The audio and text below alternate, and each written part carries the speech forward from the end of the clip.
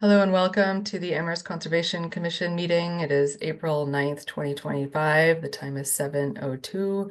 We have all members present except Laura and Alex. And we have staff, Aaron Jock and Dave Zomick present.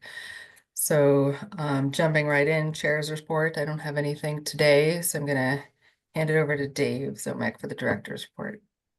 Sure, and I'll be quick. Happy to take any questions. Just a note about budgets. It is budget season, and as I've said before, I'm sure you're all aware. Amherst is going through some challenging conversations about budget, given needs both at the town level and the school level. We historically have great collaboration between schools, both regional and town, Amherst schools and the town. And, I have every confidence that we will get to a place where there are resources that do the very best we can in all of those categories. So certainly conservation is a fairly small budget, but it is part of the big picture of the overall town budget, and we'll, try to keep things moving on the conservation side. As I said, it's a very lean budget. I don't expect obviously any new staff. We are going to try with special accounts to hire a couple of seasonal staff members, and that's about all we can do with the conservation budget. It's a very small operating budget as well. As you know, it's just a part of me and all of Aaron and all of Brad and all of Anthony, who you'll hear from later tonight. So good people are working on some solutions there to find our way through this. As we said last time, thanks in large part to Bruce and others, we were successful in submitting that grant to the state for this culvert project, assessing 1,000 culverts in the Fort River watershed, and that did get in successfully with Amherst as the lead partner. We're working with the Pioneer Valley Planning Commission and Hadley, Belchertown, Pelham, and Shutesbury, and lots of volunteers. And I think there certainly will be a role for the Amherst Commission as well as the other commissions to really look at this project if we're funded. And it's really a forward-looking grant with a climate change context, looking at all these old and substandard culverts all in the watershed. Monday night, the council approved our the CPA proposals for all categories. So Jason was on that committee that made the recommendation to the town council. And so we are funded for, I can't even recall the exact amounts, but for the partial funding, if you will, for the sign project, we think there'll be another pulse of that next year. And then trails, bridges, and the like. So that money will be available on July 1st. So we'll have more on that as we firm up plans. I mentioned advertising for summer staff. And then, I've just met with Brad, and Aaron will be part of these conversations talking about what can we realistically bite off in terms of projects for 2025 for the summer. It's a short summer.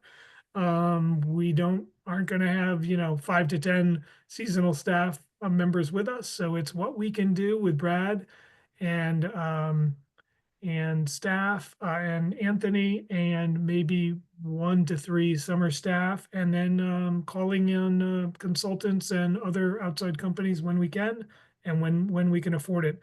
The main focus will be on upgrading our ADA trails and just kind of general trail access, trail heads, parking, making parking improvements, making our parking areas more just generally aesthetically more pleasing, accessible, etc. So I think that's kind of a round explanation of what we're up to, but we're gearing up for a short summer and lots of projects, more projects than we'll have money to do or staff to do, but we will make some progress.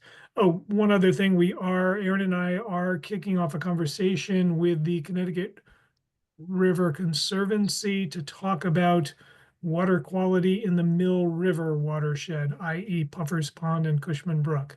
So we're hoping to kind of structure a water quality sampling program in that watershed to see if we can address the issues facing Puffers Pond. So That's a short list. There's many more things we're working on, but I think that's enough for tonight. Happy to take any questions now, or anybody can always call me or email me. Thanks, Dave. Go ahead, Jason. Yeah, Dave, you mentioned it being a short summer and not having a whole lot of staff. Do you ever use interns from any of the local schools? We do. I mean, we do. I will say that we typically, and Aaron has been very effective at using interns. We typically do not use them in the field per se, i.e. doing field work, trail work. We have had interns do invasive species assessments, endangered species assessments, things like that, botanical assessments, and they worked with Aaron on a number of things, but I don't find that many of them are looking for credit or experience building bridges or trails. So How about, and are they college interns? sometimes they're high school, sometimes they're college, sometimes they're graduate students. Okay.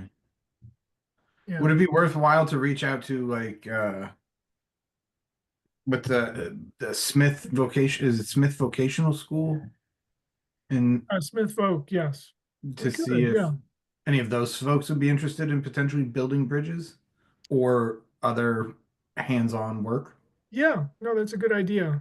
Historically, we have had help from, sometimes we have trail crew, summer crew that have some experience with carpentry. And then we've used, I was mentioning to Michelle earlier today in a call, we've used the National Guard has built bridges for us, very significant bridges around town. So yeah, that's a good idea, Smith Folk. Um, yeah, so high school students, graduates, undergrads, all have been used in or collaborated with us in different ways. Okay. We could, Brad is on this call. He's listening now, and he could certainly give a shout out to Smith Folk and see if there's students looking for a project. We've also used Eagle Scouts have done Yep. projects for us, like build staircases and things like that. Okay. Yeah, that'd be great. Jason. Okay, and thanks, Dave, and all of you guys for looking over the conservation lands. So, next up we have our presentation. No, I think we have our land management subcommittee update, and for our record keeper, Bruce, I can't see you, but Alex arrived late, so maybe make a note of that. So we're not voting on anything tonight. This is just sort of an announcement of maybe our proposed schedule and letting you know that the documents are available for review, but I'm going to hand it over to the subcommittee chair. Alex, go ahead. Thanks. So the subcommittee finished up its work on April 1. And we finished a couple of documents, and they've now been loaded in the subcommittee folder, which got deleted and then recreated recently. And those documents are forestry management. And again, you're getting a copy of the appendix, which has some documents added to it. So you've seen that document probably 3 times before. And in the past, we've highlighted things that are new in blue. Not the case this time, it's all black and white, but documents are added at the end of the list. So just look at the end of the list for things that are new. And we provided a document on beavers, which is not going to be a commission rule. It's a review of state rules. And that was kind of interesting. It took a lot of beavers are complicated. And as we drafted that, we kind of missed the mark. So what we drafted was a summary of state rules, which wasn't about what the commission would think are appropriate actions to take on beavers on conservation land. So you're getting the beaver state review because we did it, and it's in the appendix. But we've yet to put together a rule for beavers on conservation land. And the 4th document you're getting is some alternatives concerning hunting. And we're not going to talk about them tonight. We're just delivering. And I think the plan is to have time for the commission to review each one and to schedule time on future agendas to discuss each of these individually as named items on the agenda. So that's all I have for now, and perhaps the chair would explain to us how we're going to go about commenting on these things, given the open meeting rule. Yeah, thanks, Alex. Andre, I saw that you had comments. Thanks for getting that so quickly. So I'm just, and if you want to keep working on it, we'll have time. So I think the first one we're gonna do is forestry, and we'll just focus on that for the next one and sort of get our rhythm and see how long it's gonna take us to talk about these. As far as comments, Dave and Aaron, I'm also looking to you to see or get your thoughts on how to best do this. So if commissioners, for example, review a document and have comments, can they submit it to you or have it and all of us and have it in the packets so that it remains open? Okay, so everybody's commented document can go into the public packets, and that will maintain our open meeting law compliance and allow everybody to see everybody's comments. Sound good? Yeah, as long as there's not deliberation going on. So communication between commissioners where decisions are being rendered, that's not okay. But if a document has been publicly distributed and you're commenting on it and it's being shared with everybody, I think that's fine. If Yeah. it's going through staff to be shared. Yeah, I just don't want to circulate it amongst us and have any comments like towards each other. So let's just get it into the packets, and that will be our repository. Okay, Joe, so can I just yeah. confirm that, so commission members are sending their comments to Aaron. Aaron will be the new keeper of the version, the most updated version, and then that will be put in the packet. Is that what, just to confirm? That's what I'm envisioning. And I mean, That'll be good. ideally there could be some notification about that, but I think just everybody can consider those packets to be the place to look to see other people's comments and to where yours will end up. Andre, go ahead. Yeah, and just to get clarification now, there's nothing wrong with us making making comments and so on, and as long as it goes to the folder, which then gets distributed to the public, right? I mean Yeah, that basically is complying with the open meeting rules, right? yeah. Okay. That's what I'm proposing. Just I don't want it to just be an email circulation. I want to get it into the folder once they're submitted. Yeah, I mean, on my last comment that I made today, that's what I requested. Okay, well, I think that's the plan. Go to the folder and then get distributed as well. Is that something that we can do? That is it just going to the folder, or are you going to email these to us, Aaron? Well, so I guess that's a question. So if I'm getting comments from, 6 or 7 commissioners, are you guys, every time that comment comes in on a version, are you wanting me to forward that around to share with everybody via email, or am I sorting those and filing them in the folder in advance of the discussion? I guess that's a question. I mean, my preference in an effort to reduce your administrative work is that you would put it in the folder, and it would be our responsibility to periodically check the folder. But I'm open to comments on that. Alex, I see your hand up. Go ahead. Yeah, so we have 4 documents now in the folder. And you said we're gonna put up forestry first. So would you invite comments on forestry only to come forward because that was gonna be on a future agenda? Or is it okay for people to vote to comment on the other documents in anticipation of them being on the agenda? Remembering that anything in that folder is available to the public. Well, I mean, in an effort to sort of be realistic with people's timing, it seems like we could just allow comments on any of them at any time. So I mean, otherwise people are going to comment and have to keep it on their desktop and then remember to set it in the next meeting, which is fine too. But I'm open to suggestion on that. It seems like you have some concerns around it. Yeah, I'm concerned about us publicly commenting on an item which is not on the agenda.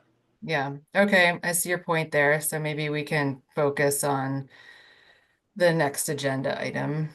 Dave, I'm gonna go to you. Yeah, I hadn't honestly given this a lot of thought before tonight. Yeah, I'm first off, I am concerned about Aaron's time and kind of multiple comments coming in on multiple drafts and then making sure that the draft in the folder is updated. I would like to see if Aaron could consult with um, staff members, Stephanie Ciccarello and Chris Brestrup, who retired as our planning director. They are working on the solar bylaw, the solar bylaw with the CRC committee. And they have a very set way of updating that because they're in the same mode. They're trying to get a document to that group that they can review and approve and recommend to the full council. So I'd like Aaron to consult with Chris and Stephanie to see how they do that. I do not think every comment that comes in, they then put in the file. I just think we need a little advice on open meeting law and how to realistically manage that. And I think Alex's point about if it's not on the next agenda, should we be updating it? I just think there's some pitfalls here that we need to watch out for, both with the open meeting law, but also Aaron's time and your expectation. Oh, you know, how often do you have to check this thing? Jason sent in a comment at 3:45 and Alex sent a comment in at 5:45 and, you know, comments could come in 24/7. So give us a little time if you could. I'd like Aaron to consult with Chris and Stephanie, and then maybe work with Michelle on how that happens. We could send out an email and say, you know, here's how it can happen. So I think we need to think that through a little bit.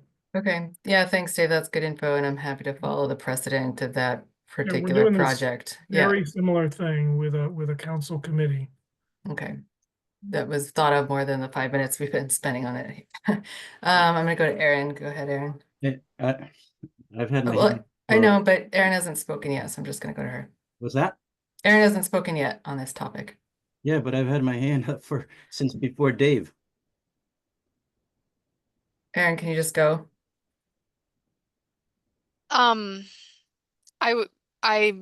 I'll definitely check with Stephanie and follow up and see how their others are doing it. I think one thing that's going to be complicated with this is, particularly because we've been through so many rounds of edits. And I mean, part of me feels like maybe another approach might be for commissioners to come with their comments to the meeting and that we do a, page by page discussion if there are comments where commissioners could bring them up, because it's going to be tough for me if there's conflicting comments to determine where changes are made. And so it might be a good idea if we discuss the comments section by section for these edits, because we're so close to the end. I don't want to make changes and then have it conflict with a change somebody else has made. But I can talk to Stephanie and we can hash that out a little bit more as time moves forward. That's I was also thinking that it could be a way to reduce the amount of time that we have discussion so people can see how people are thinking about it. But yeah, I defer to how the staff have figured this out. Is Andre, do you want to go?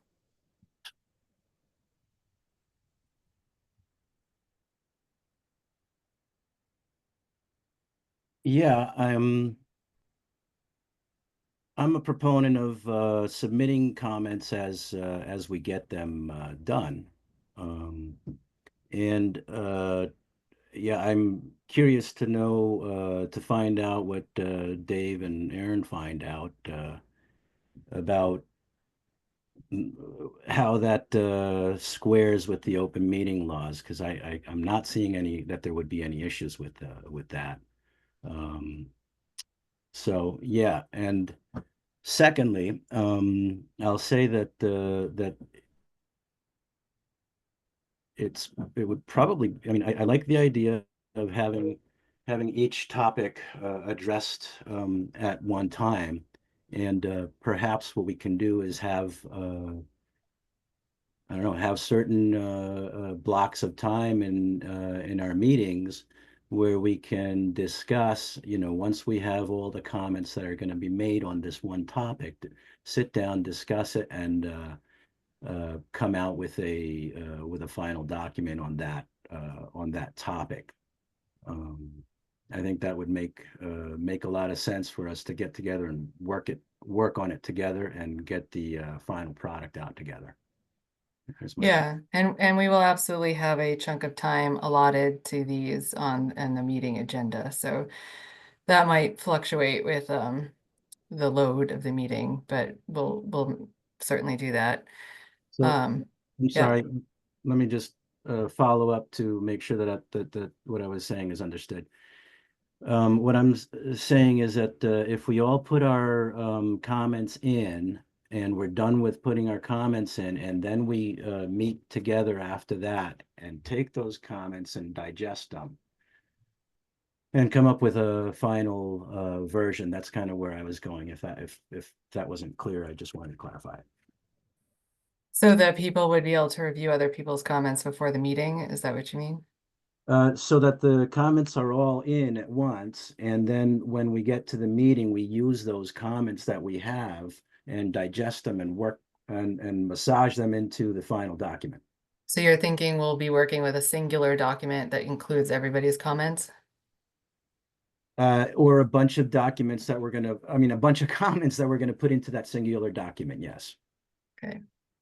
Because if not, then we're always throwing new things in and not knowing whose is what. And I think if we get all the comments together at once, and then we work them all together to produce a final document, I think that's the way to do it.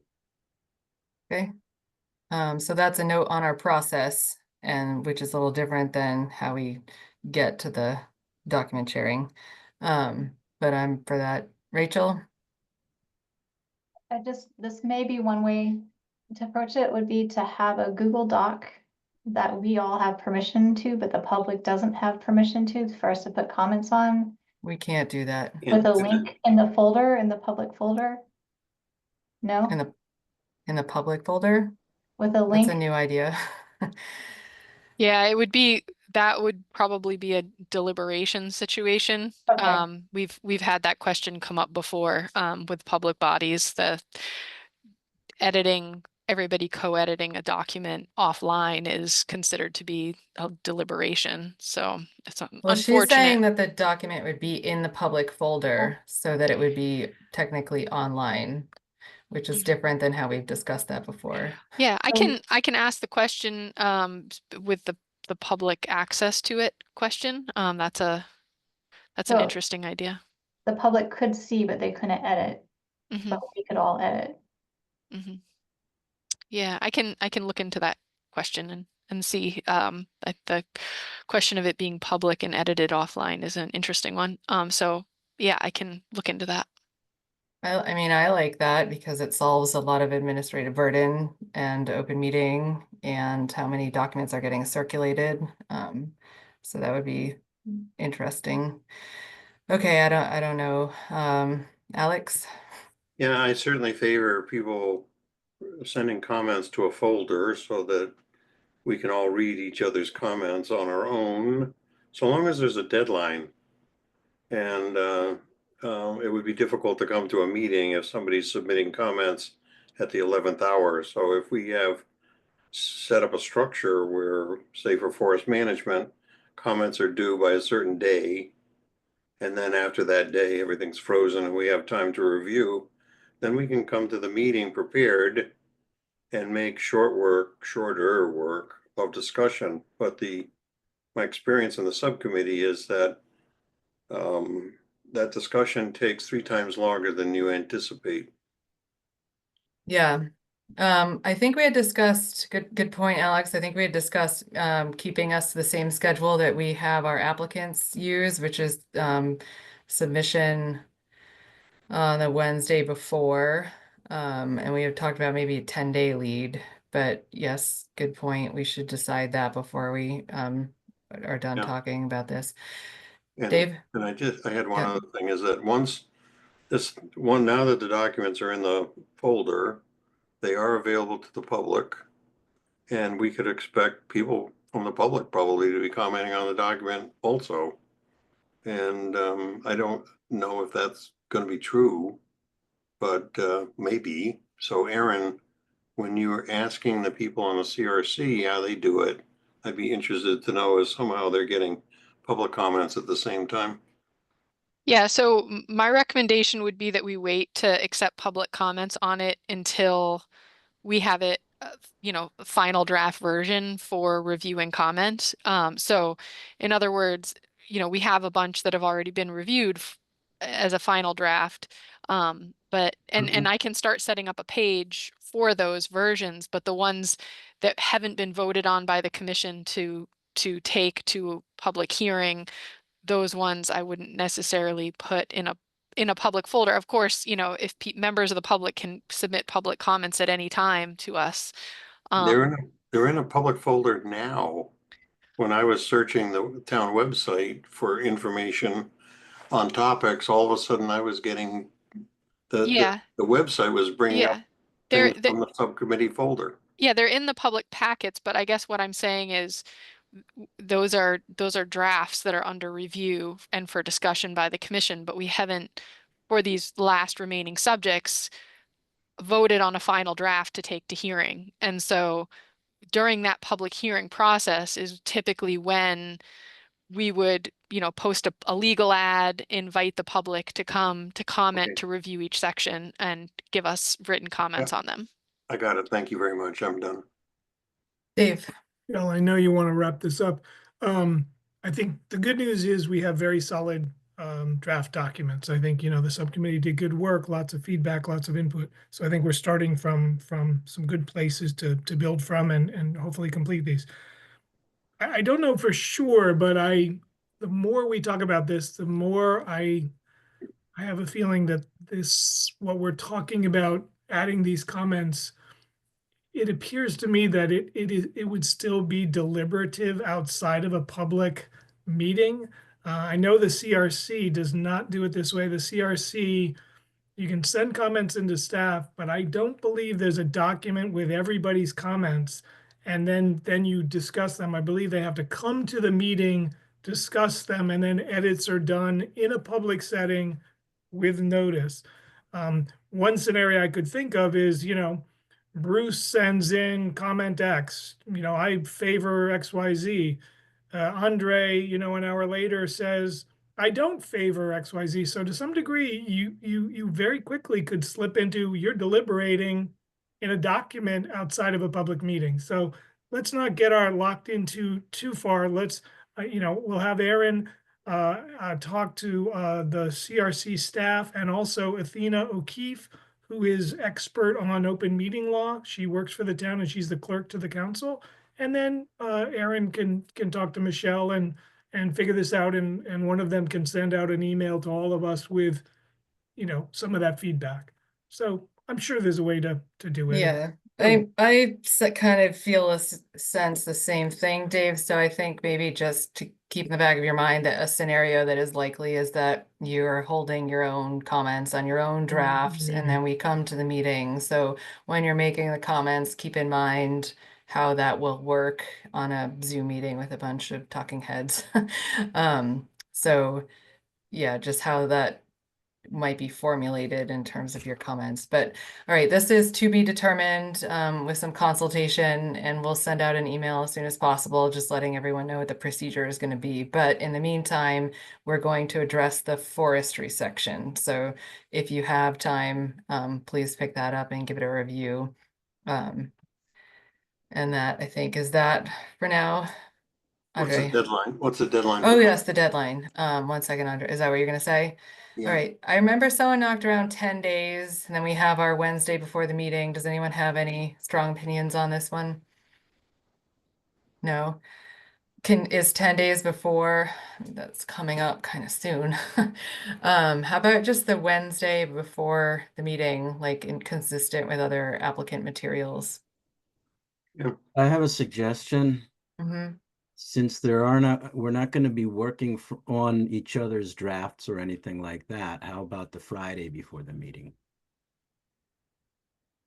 Yeah, Mm. well, that's a good point. Like if there's nothing to then provide, there's no sense in talking about a deadline, but Yeah. Enough time to review, and to be ready to talk on the date. I have a comment on that. okay, so we're working with the scenario in which we are going to be depositing our comments into a folder. Go ahead, Alex. I like the idea of the Wednesday before rather than Friday afternoon, because then all of a sudden weekends are being blocked out. And we're all volunteers, we all have other things to do. And if you're not here for the weekend, that means you're working on Monday or Tuesday or Wednesday, and some people work. So the Wednesday before gives flexibility for people to work in becoming familiar with everybody else's comments. So I would I would prefer to give us as much flexibility as possible to review comments. I think I also would like a little more time just because the days leading to a Concom meeting can be packed. Rachel? Yeah, a question for Aaron. Is this gonna be a lot of coordination on you getting stuff into folders and packets and things? Is it something where that's a conflict with all the other applicants trying to get materials into you the Wednesday prior? No? Okay. You're muted, Aaron. Aaron, you're I muted. tried to unmute myself and I think I muted Andre by accident. Sorry. It's like it keeps switching the picture back and forth. No, it's not. I mean, I think the Wednesday before is fine. I do packets on Thursday, like usually Thursday afternoon. So and as they filter in, I would be popping them in the folder. So it's Okay. not like I'd expect everybody to get me comments at like 4 p.m. on Wednesday, but if they did, it wouldn't be the end of the world. Andre? Yeah, I'm not bound to Fridays. Okay. I think just for the sake of standard procedure, we'll just go with the Wednesday and everybody can try and aim for that. So it'll be in the packet link when Aaron sends it out, hopefully. Okay, and again, this is under the scenario that we're going to be doing this and not just coming with our comments. Okay, so everybody has homework, forestry section. Okay, I think we're good there, and thank you, Dave and Aaron, for following up with the open meeting law stuff. And then I think we are good to move on to our presentation. So, oh, Andre, go ahead. Yeah, one last question. You mentioned Alex mentioned earlier putting things onto the agenda. So it would help for us to know before that Wednesday before what we're going to be discussing the following week. So if we know that the next one that we're going to discuss next is forestry going to be on the agenda next meeting, and Yes. so we just as long as we have that in mind, then it's all set out. Will you be able to tell us when if we are going to look at forestry next meeting, are we going to look at something else the following and then something else the following meeting? Is that kind of? Yeah, and I think with the forestry one, we're just gonna gauge how this is gonna work and how much we can bite off at each meeting. And then it also depends on what the hearings are gonna be at a meeting. So we'll at the next meeting announce what the next one will be, so everybody has time to review it. But for now, forestry, stay tuned for the next one. Thank you. Alex. Yeah, just a closing comment. partially respond to Andre. We don't know how long it will take this group to come together, to work together. And we should probably not anticipate that we'll complete forestry in the first whatever meeting. Say we've given ourselves a half an hour. I would not anticipate that we would actually be able to complete forestry in one meeting. So it may take a couple of meetings to complete a subject. Just based on experience in the subcommittee. Yep, that's a reasonable expectation to give you all. Discussions take a long time. Okay, I think now we're ready to move on. All right, so Aaron, I saw that we have our folks in the waiting room, Anthony and Brad. And we get to hear an annual update to the Conservation Commission.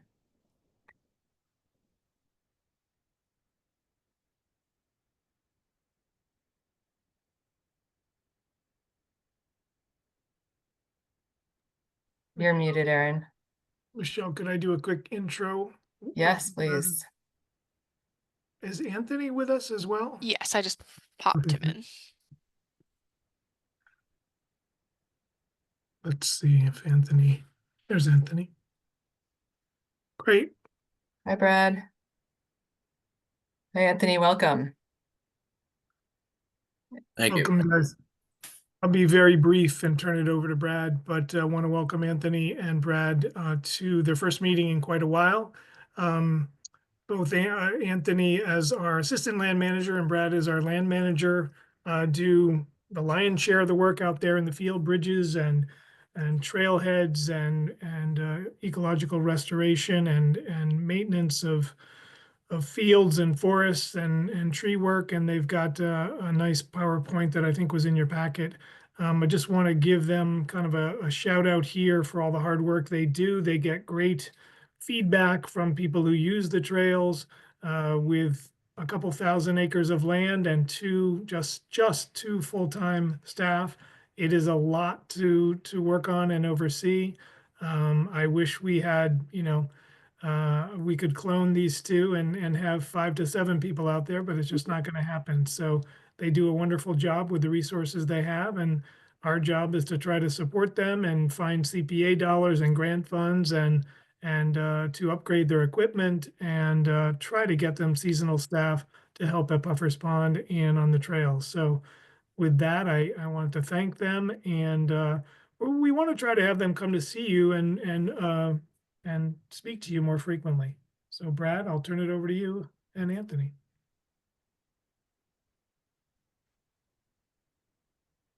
Brad, you're muted. Do you mind unmuting? Anthony, you should unmute too.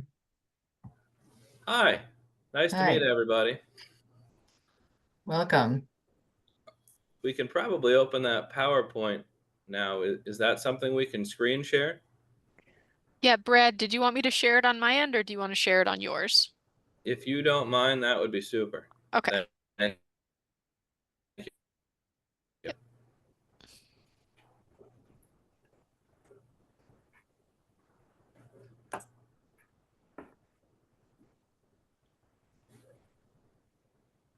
All right. So I think you all already heard this, but my name is Brad Bordeweek. I'm the land manager with the Conservation Department, and Anthony is the assistant land manager. And we team up as the full-time staff out in the field to do all of these different things on the slide here: trail maintenance, community gardens, bridge repair and replacement, early successional habitat management, and we have a bunch of challenges that we'll also talk about tonight. There are other things we do, but these are the kind of hot topics, and I think we have some pretty good pictures to share with you. So we can go to the next slide.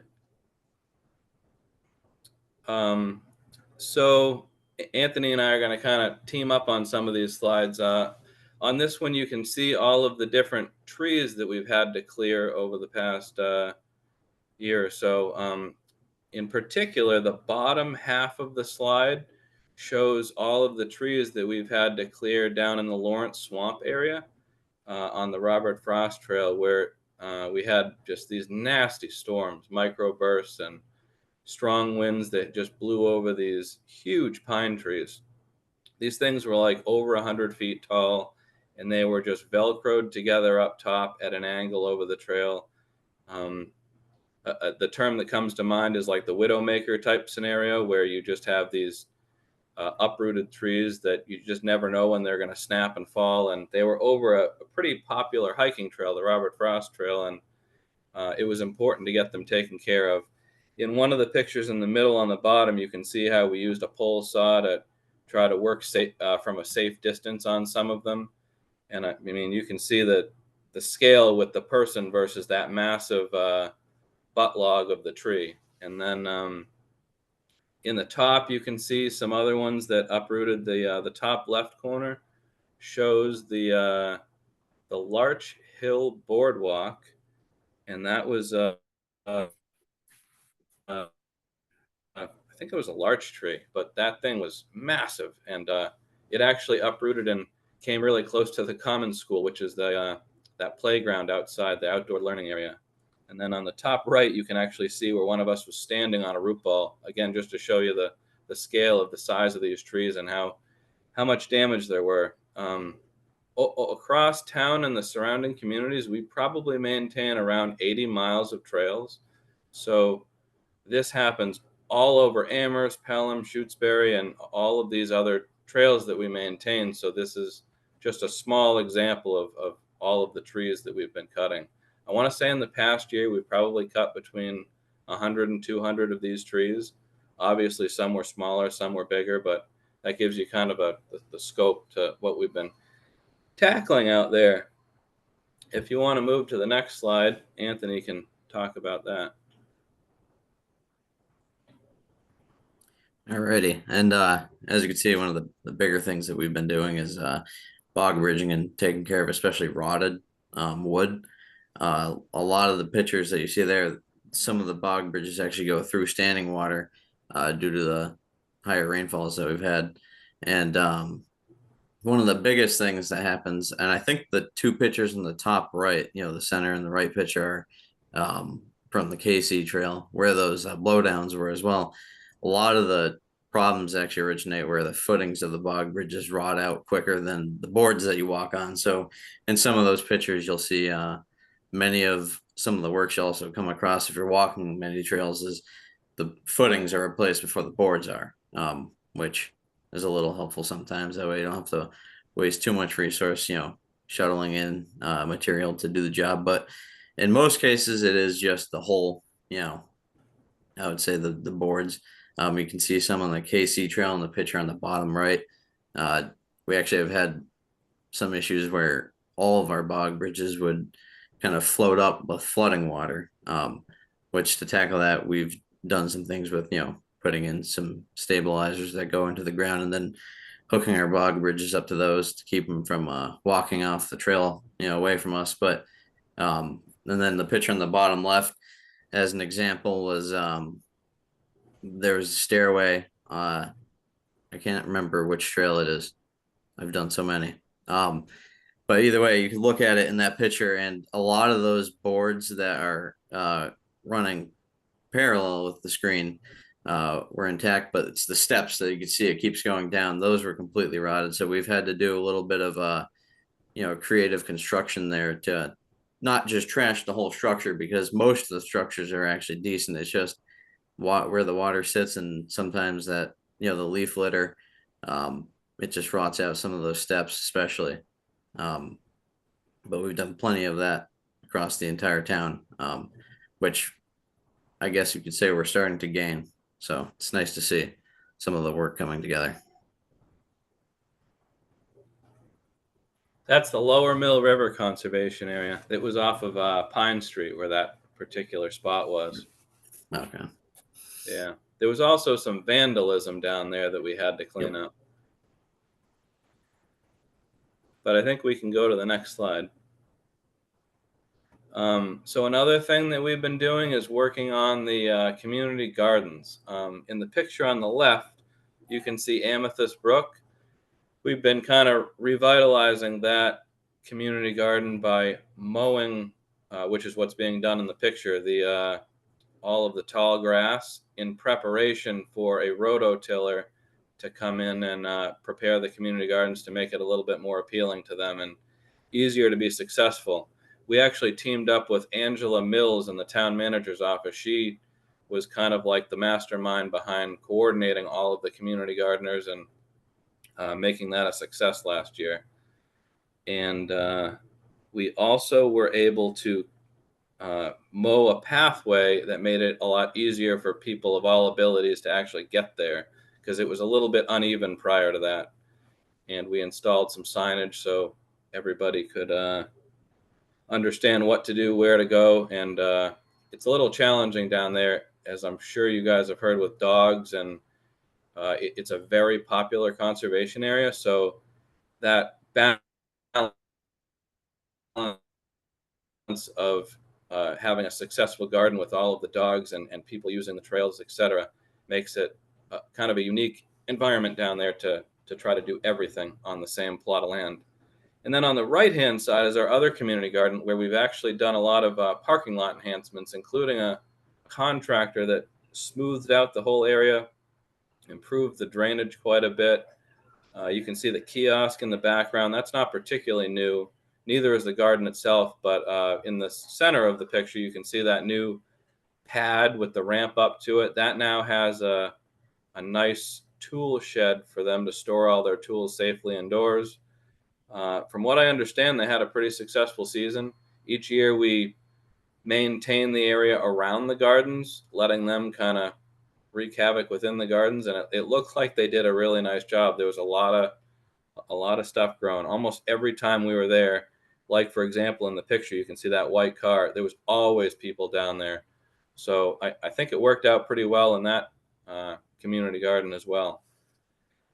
I think we can go to the next slide. Alrighty. And one of the, I would say, bigger things in terms of maybe an issue, depending on who you talk to, in the pictures you can see that there's some rot in the first picture on the left. The biggest thing we've had to do at Wentworth was patch up a bunch of the bridges, especially because they're extremely old. And from what I gather, what I was told by a lot of people is that they were built there back when the place was actually still a farm. And so, about 80,000-pound logging machines would go over these bridges. And, with that comes that they're extremely old and weathered, not to mention that we also use them as access way and people as well. And you can see that a lot of the dirt and leaf litter collects on these bridges. And so some of the things we have to do, especially because if we were to just replace the timbers, it's actually a lot of money. I think to get the correct logs of what we want, which was either locust or white oak, to repair the bridges to what they are or whether they were before, that would be very expensive. And so one of the things that we ended up doing was actually putting down some plywood that's pressure treated, and that actually worked extremely well. We cut to fit and everything was absolutely seamless, especially with the fasteners, because you don't want to basically provide a tripping hazard to an already existing one. So that was kind of the main focus, was to get those boards in and put enough fasteners down, not so that way we don't see them coming up, because if we drive the tractors out there to do some habitat management with mowing during the fall especially, we don't want those boards popping up on anyone as they were before as well. So it's been a couple times going out there for a few days and making sure that some of the patches are reinstalled due to them popping up over the temperature changes fluctuating within the wood. But overall, it's been a decent fix as of right now. So I would say that it's still holding up well, and I'm sure in the future we'll be able to budget something in there to actually do a solid fix for the bridges. That way they're safe and usable for everyone. I think we can go on to the next slide. You don't have to go back to the last slide, but the other important thing to mention there was the importance of that CPA money. It has been a huge help to making some of those bigger purchases of materials, which we are planning on replacing those timbers with new, most likely locust timbers. The farmers that I've talked to say that locust lasts 1 day less than stone, which I thought was kind of funny. But it's similar to cedar, where you see them using it as fence posts and that sort of thing. So it's a very good ground contact species. So the actual lumber that was used in that bridge back when Eversource helped us replace it was white oak. And as you can see, as Anthony was saying, it lasted a long time, but being untreated and what have you, it didn't last forever. So our goal is to make it safer and more rugged. And speaking of bridges, in this slide, we have, this is all stuff we've done at Hickory, the new town property down in South Amherst off of Pomeroy, West Pomeroy. The trail on the left half of the screen with that bridge goes, I'm standing on the south side of the brook or river, looking at the north side, which is where the new solar stuff is going in. And we've made a handful of repairs to this bridge to keep it open and passable in the beginning. And now we're in the process of working with the building commissioner, the assistant director of conservation, Rob Mora, to design a new bridge that we can get to make that crossing quite a bit safer, more rugged, and sustainable to last a whole lot longer than the old cart bridge that was there before. So the left-hand picture of it being under construction is actually the latest current status of the bridge, so that it is that much easier to design, knowing exactly what's there, what condition it's in, and how we can move forward with it. The right-hand half of the bridge, or sorry, the right-hand half of the screen, that other bridge there with the decking existing is we're working out there with Dave Zomek on cleaning that up and getting it ready so that we can plan the next phase of the work on the Hickory property, where we can expand the network of trails to the northern side of the stream and kind of make it a nice new spot to have people go beyond just that TRG path that's there now. And then the far right section is where we had a fire back, I think last fall. It was relatively recently. The fire department was out there. They put out the fire. It was actually a fairly extensive fire, but it stayed on the left-hand side of all of that turtle silt fencing. So we knocked all that down. We cleaned it up and made it safe per the fire department's request. And we've done some other work on that northern side of the stream. But generally speaking, we've done a ton of work over at Hickory between the trailhead parking. We did some asphalt patches. We did a bunch of split rail, which I'm sure you folks have seen. We also put up some signage. I think we had a contractor seal the parking lot to hopefully make it last quite a bit longer. We've cleaned up and kind of done some rehabilitation work to all of the old structures on the golf course, getting rid of them and just making it into kind of more of a conservation area feel. That's the majority of it. There's definitely been some other things that I'm sure Dave has already told you about, but I think we can go on to the next slide. One of the biggest things I would say that I've experienced this year was we've had a lot of time turning wrenches with a lot of our equipment. Pretty much everything's seen either the garage or some tools. You know, we have an extensive collection of machines, whether it's handheld all the way up to the big stuff like, you know, mowers and tractors, not to mention the truck and trailer to bring everything everywhere it needs to go.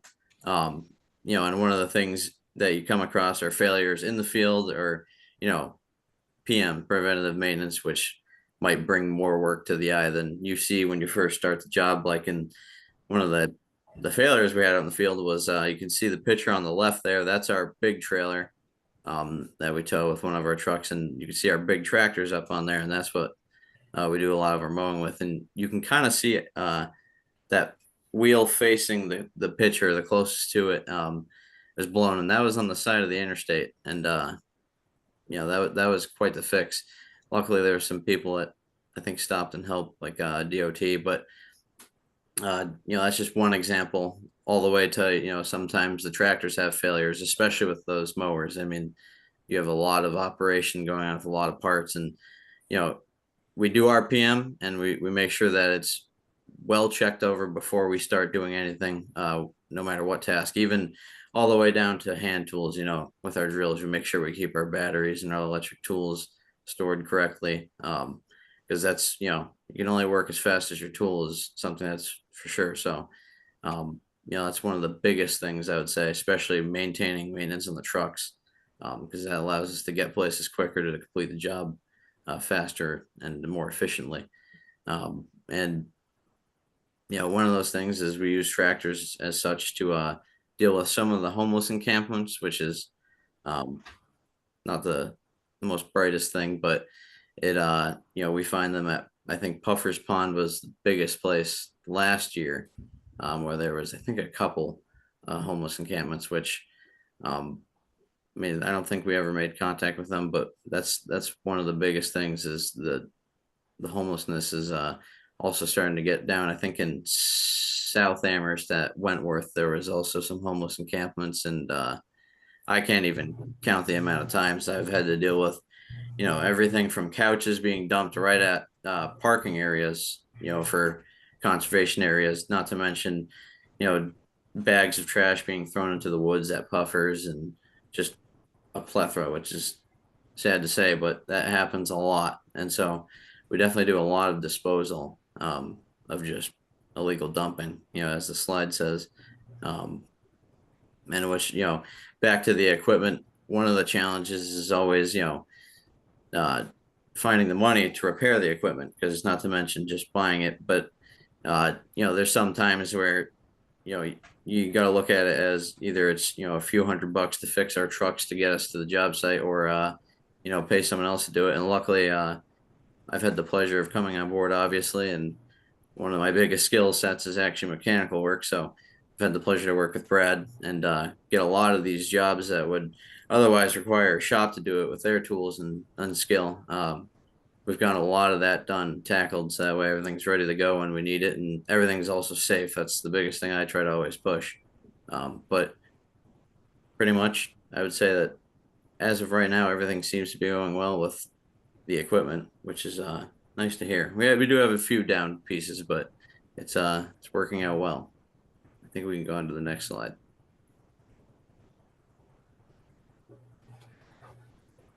Don't go back to the last slide, but the other thing that on the homeless encampment was we've been teaming up with the Crest Department when we run into these homeless encampments, as well as Amherst Police, and they have been very helpful in being more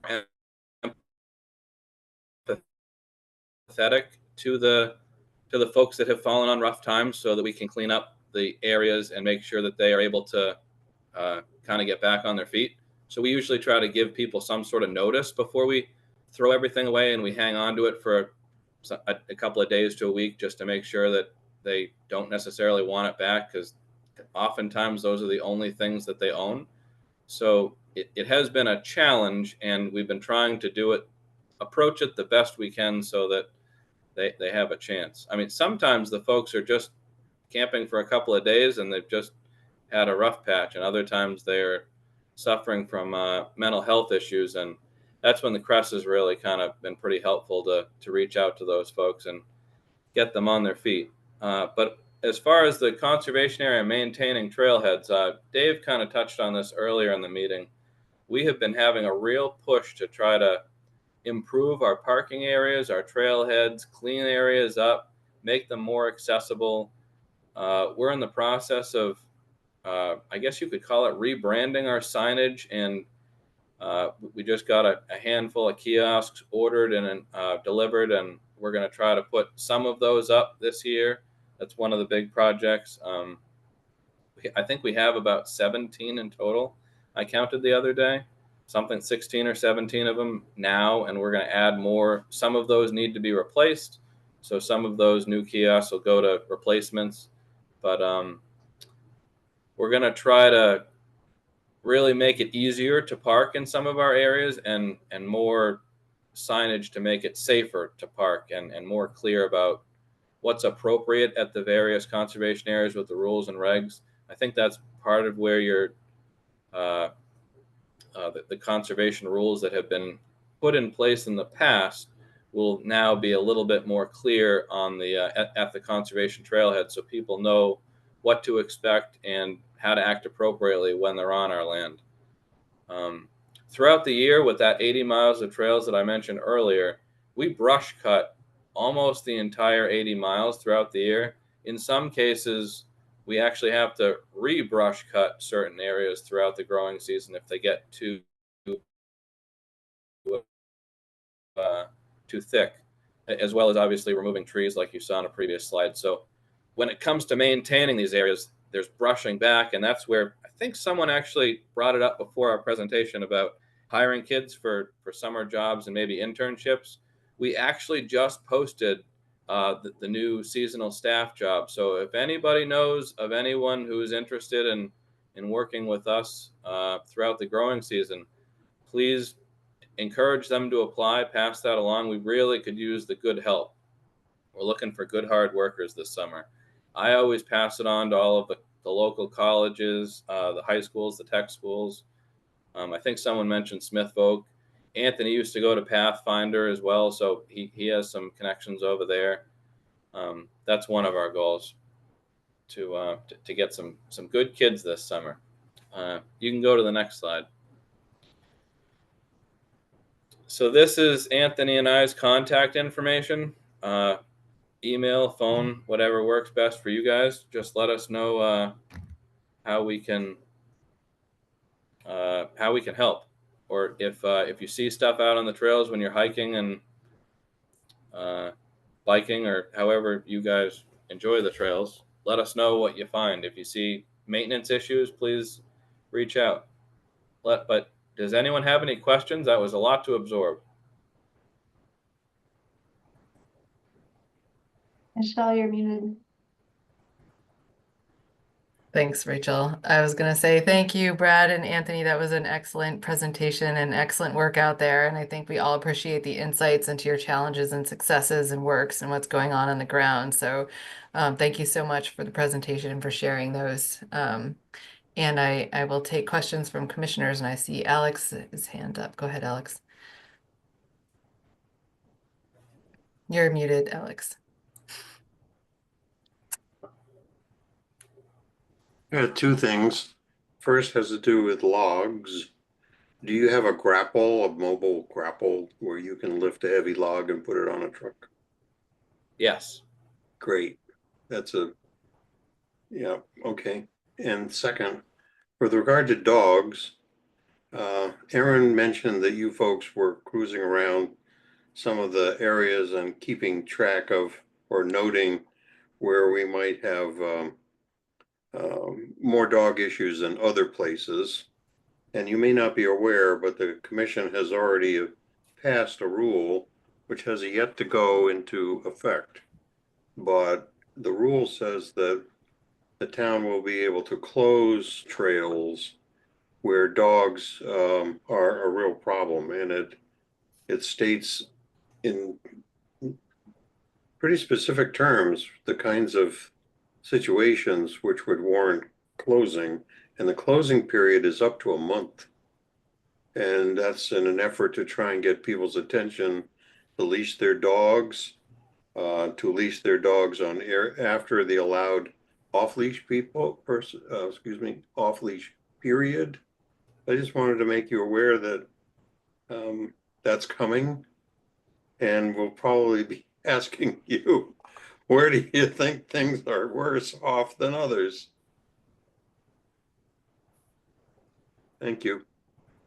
And thanks for the presentation. Generally, we kind of defer to Dave on that sort of stuff.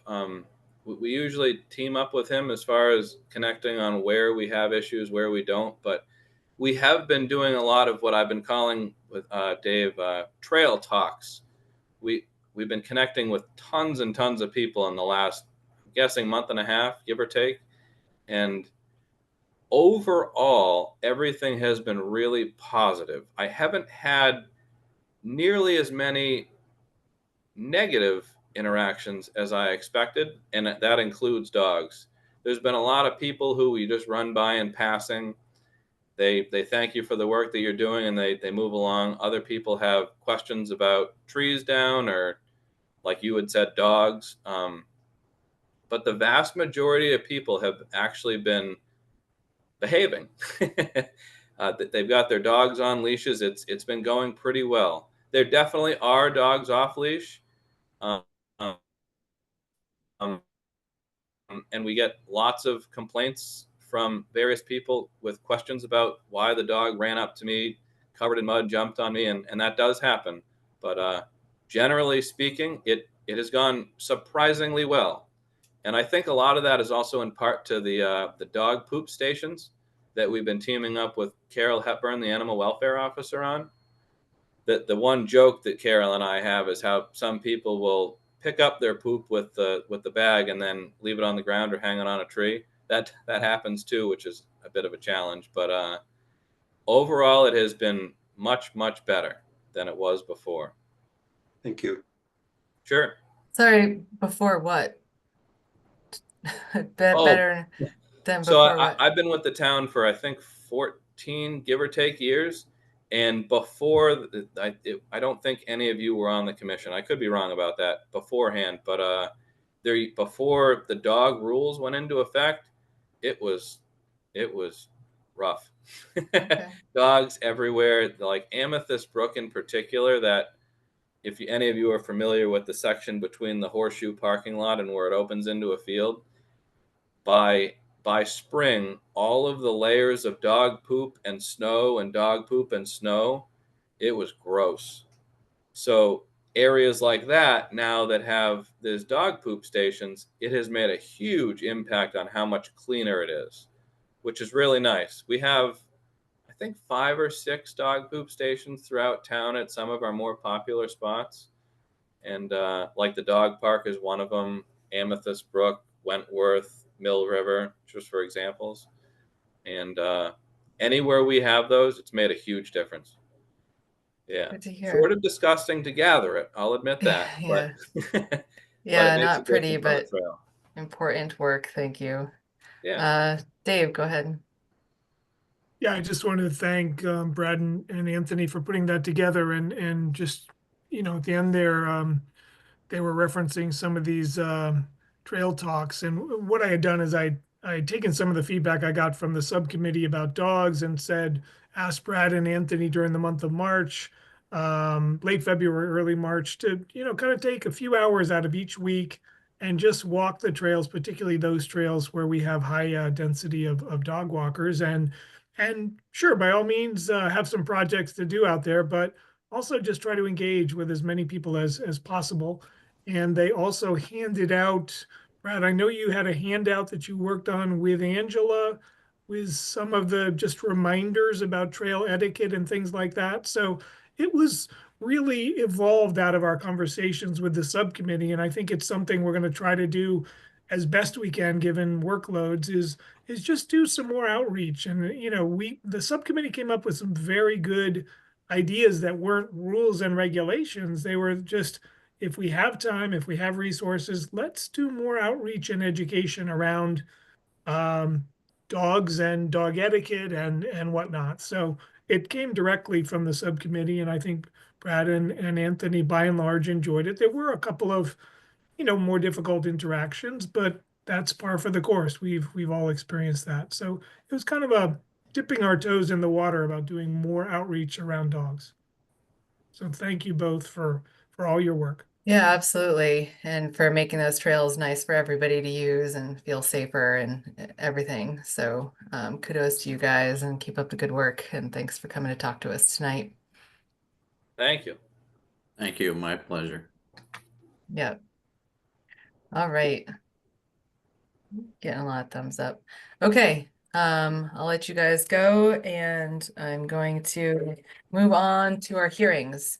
So this hearing is going to be continued, but we're going to open it and Aaron will give us an update to it. So each general procedure for fairness to all applicants, each hearing is 20 minutes, 5 minutes from staff, 5 minutes from the applicant, 5 minutes for public comment, 5 minutes for conservation commissioners.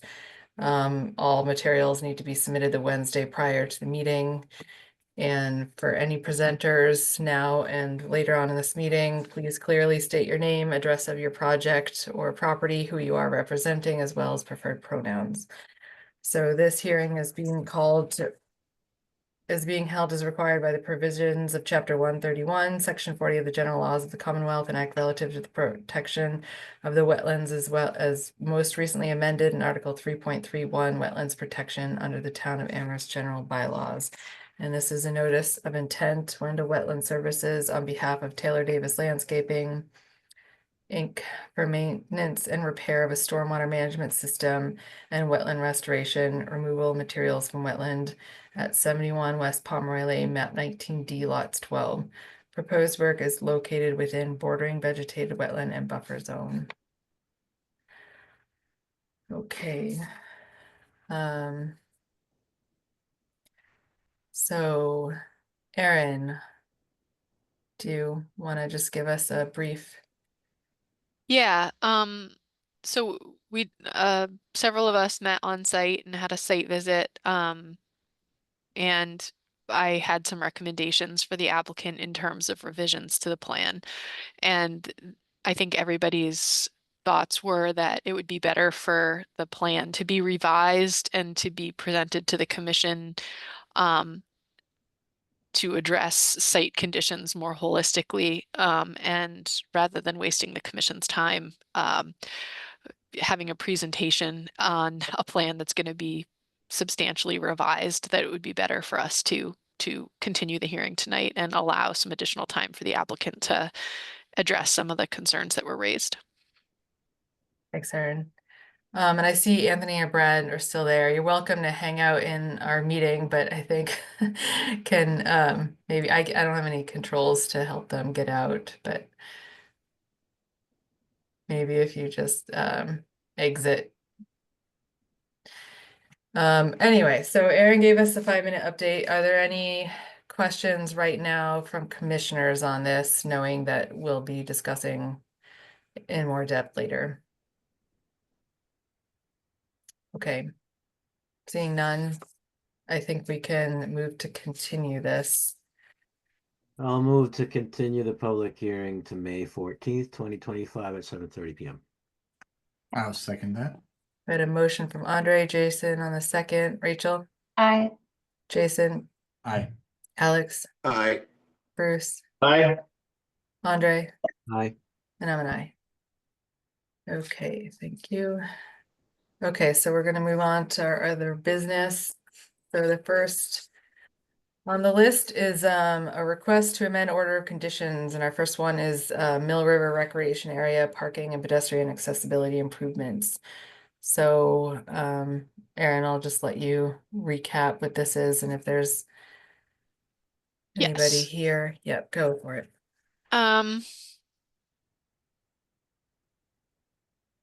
Sorry, I was just looking for our person who's presenting this. Okay, so you might recall, not last meeting, but I believe the meeting before, the commission approved some accessibility improvements to the parking and pedestrian access at Mill River Recreation Area. After the hearing closed, and the project was approved, some additional funding became available for the project. And so they added, I believe, 2 additional handicap accessible parking spots to the plan. And so this is basically to just present those changes to you in hopes that we can approve it as a minor administrative change, because the changes are relatively simple. And then we can reference the adjustments in the final order of conditions. So Paul is here to go through that. And Paul, feel free to be brief with a quick update on the changes. Okay. Hello, everybody. It's Paul Death here from the town of Amherst DPW. basically, we were notified that we had additional funds, as Aaron said. And so what we did was combine phase 1 and 2 together as one project that we would like to start this May. So the changes to the parking, we actually added one additional handicap parking space, but then divided the spaces up so that 2 are now located near the tennis court on the west side and 2 remain near the pavilion on the east side of the southern parking lot. And actually, let me just open a plan quickly.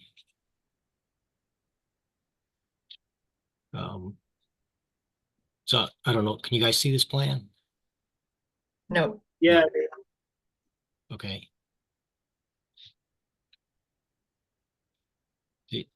Do I need, Aaron, are you able to open that or? Yeah, if you're having trouble, I can open it. Can you just let me know which plan specifically you were hoping to So it's open? the NOI plan, sheet 1 of 1.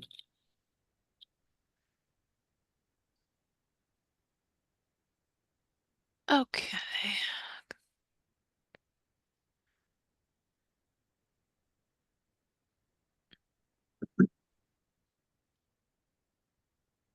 Yep, that's it. Yeah, so as I was saying, we added one additional handicap parking space and divided them up so that 2 are on the east side near the tennis court where the crosswalk is going to be, and the 2 remain near the pavilion. We also added as we discussed in the meeting last time, the filter sock and check dams at the entrance to the drainage swale that goes to the river on the southern portion of the parking lot. And we added a detail of that on sheet 3 of 3, which was the construction details. We also have shown a compost filter sock that actually runs 300 feet along the entire north portion of that parking lot. But when we talk about that, we looked at we got an estimate for the cost of that.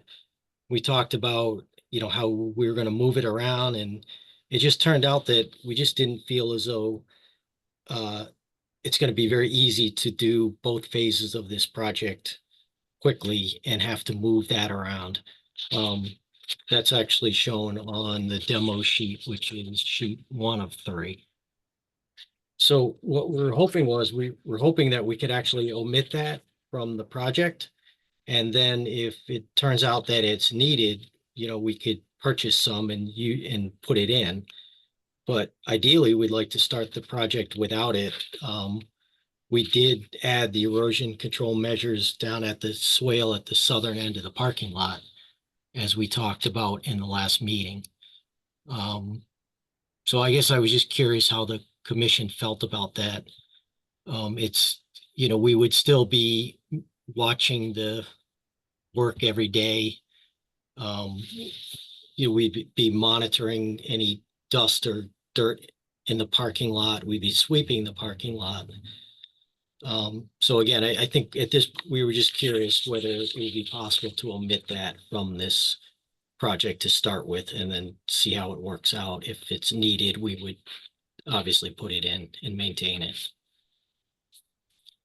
So commissioners, there's a couple updates.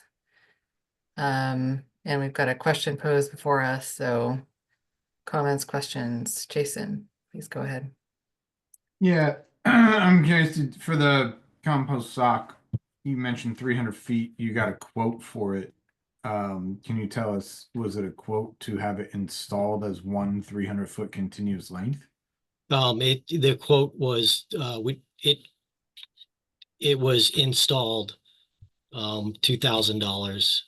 We didn't actually talk about whether it was individual lengths or a complete length. They can do it either way. It's whatever we would ask for. We would not do it in a complete length because we would need to be able to move sections of it to get in every day and then move it around depending on where we're working. Do you have a skid steer with forks? We could probably come up with one, but I believe that would tear the filter sock. No, you can buy them on pallets in 100-foot lengths, 10-foot lengths. But I would still like to see just my other question is what, you mentioned, oh, you would put it there or buy it if you need it.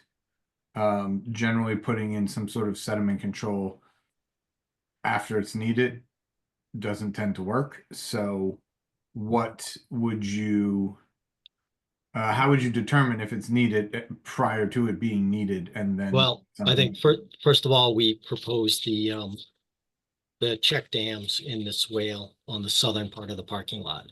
So that's our main sediment control measure.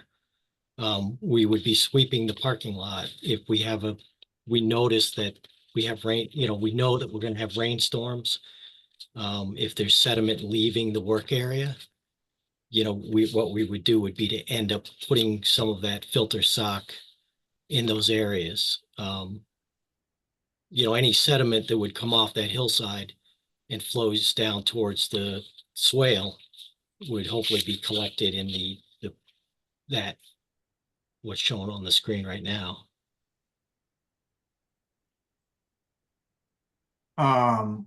Yeah, I don't. So you're gonna put a 10-inch diameter sock down, and Two. then put crushed stone over top of the. Yeah, so it was suggested that we use two 10-inch filter socks with 3/4 inch wash stone to hold them down in the swale itself. So if there were larger flows, they wouldn't just lift up and the water flow underneath them. Yep. And those would be maintained and checked every day throughout the project. So I think the problem with that you're gonna run into there is just what's the difference in height. So I guess for um clarity's sake, or for just to be upfront, I used to work for Filtrex. I manufactured these compost filter socks and I've used them a lot in the field. Yep. So if you have a 10-inch diameter sock, you're gonna have roughly 7 inches of that above ground. So if your surrounding area is less than 7 inches tall, the water is going to pond up behind the sock and end up flowing around it as opposed to going over the sock or through the sock, especially when you have the crushed stone there on that first one. If you do get sediment, and even just sediment and debris that comes off of the parking lot, it may clog up and you're just going to get the water doing an end around the socks as opposed to actually flowing through them or flowing over them. So you may end up having more of an erosion problem at this spot if you put these at the at that channel. You may end up having erosion around the ends of the sock, caused by, especially if you have a large quick rain event. That's my concern. That's why I believe I was the one that suggested to put something along the parking lot.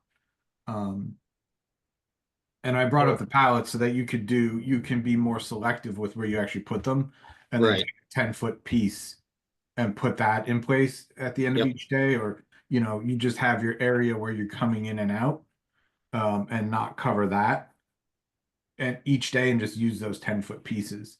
Yeah. It doesn't have to be a compost filter sock either. That was my suggestion because they're heavy enough generally that you can put like a bag of stone down on top of them every 10 feet, and that should suffice.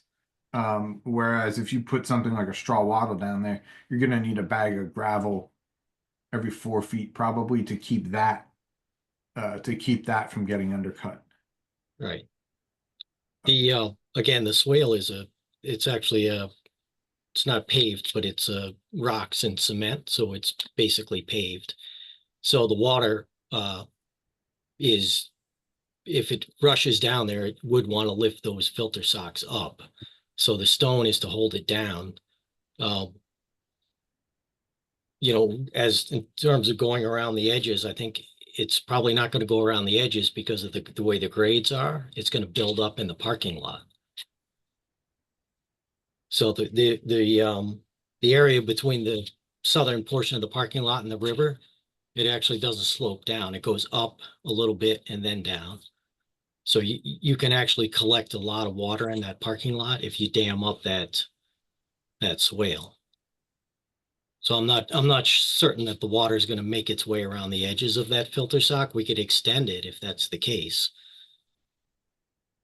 Yeah, and um originally it was just proposed to do like a straw wattle in the swales, like check or hay bales actually, I think it was. And so that's why I had suggested that we use like a wattle or a compost sock instead. And I've seen the because I've seen this this thing flowing pretty substantially, and it discharges down to the water, that it would, the stone I've seen in several situations where it's flowing through a situation like this, if it has a little bit of turbidity in it, that the stone will help the turbidity to settle out and slow the water down before it makes it to the other end. And I think the stone was really meant to just provide some additional sort of settling treatment around the sock. But I'm also not married to the Filtrex as a specific brand. So Jason, as our sitting member with expertise in this, I'm sort of gonna put you in the hot seat, and also, so now we have in play both locations in this 300-foot section. So given what we just discussed, are you proposing a different design for this outflow area? We'll start there. Yeah, I mean, I'm concerned about that. If you get water in there, it backs up, it floods in the parking lot. Presumably that swale is the low point, right? That's where all the water flows to. But Yes, if you that's raise correct. if you raise the level of the water in the beginning of that swale 5 inches, is it going to go around and then cut, and then you're going to have problems. It's always better to go upstream. You don't want to try to, it's never a great idea to put BMPs in a concentrated flow situation. So in a swale, it's going to be hard. If you've got sediment getting to that swale, you've that's like your last line of defense, and it's going to be hard to get sediment out, especially when it's concentrated and if it's moving fast in a swale that's pitched downward. I would prefer to see it up at the top of the parking lot. It's going to work better. I think there's alternatives. Like I said, you don't have to, I don't think any of us are necessarily married to the compost filter sock idea. It doesn't have to be that. That stuff is heavy. The netting will get torn up on the asphalt if you're moving it every single day. Yep. But if it's a straw wattle, or 2 rows of straw wattle maybe at the top, it's always better to capture it upstream than to try to get it when it's in a concentrated flow situation. That's my concern. Could I make a I don't want to flood suggestion? out the parking lot. Go for it, Aaron. I don't know if I can annotate here, but I'm going to try to do this really quickly. I think I just have an idea that I feel like might actually kind of bridge the gap between the comment and the plan. What if instead of, because I think my suggestion for the stone was partially because I was afraid that the flows in the swale were going to go, just the water would just go under the sock, and so that's what the stone was for. But what if instead of, if we just took the stone away and we put the compost sock something like this, that way it's not in the BMP, the water can still move into the swale, and we could do sort of like some stone holding it down in this location. That way it's like a more concentrated BMP around that outlet in the parking lot. And then that way they don't have to line this entire area. There's a curb that runs along the entire edge. So the water will pool and filter through this before it gets into this. Does that seem like it might be kind of a good solution? I think you're gonna get roughly the same. So if you arc it like that, or like how you had it, you're gonna get the water deflected around, push to the curb and push to the sides. And if it's a 10-inch diameter sock, again, it's probably about actually 7 inches off the top of the ground. So if your curb is 6 inches and your sock is 7 inches, Actually, there is no curb there. The grade goes up off the parking lot and then down to the river. So there Like may a be berm. there is no paved curbing on that lower parking lot. yeah, Actually, and I try to find just out of pictures. curiosity, Yeah, was the do we have a commission pic- able to go out to the site and actually look at the project site? Yeah, we were out. I wasn't personally, but I know we have photos of this area from the site visit, which I couldn't. I don't know what date we actually were out there to get those photos, but yeah, that's my concern is just you're gonna get it's hard to remove the sediment at that spot. And as far as flow is concerned, a 10-inch sock is gonna flow something like in a quick rain event, you're gonna get deflection and it's not gonna flow through it quickly. Yeah. I So- think you're at like 4.5 gallons per minute per linear foot on a 12-inch diameter sock. My only concern about also lining the top portion of the parking lot is I've seen on project sites where you're basically placing a filter sock on asphalt and it's not going to do anything. The water's going to flow under it. There's nothing to hold it down. You're not digging it in. It's not achieving what you think it's going to achieve.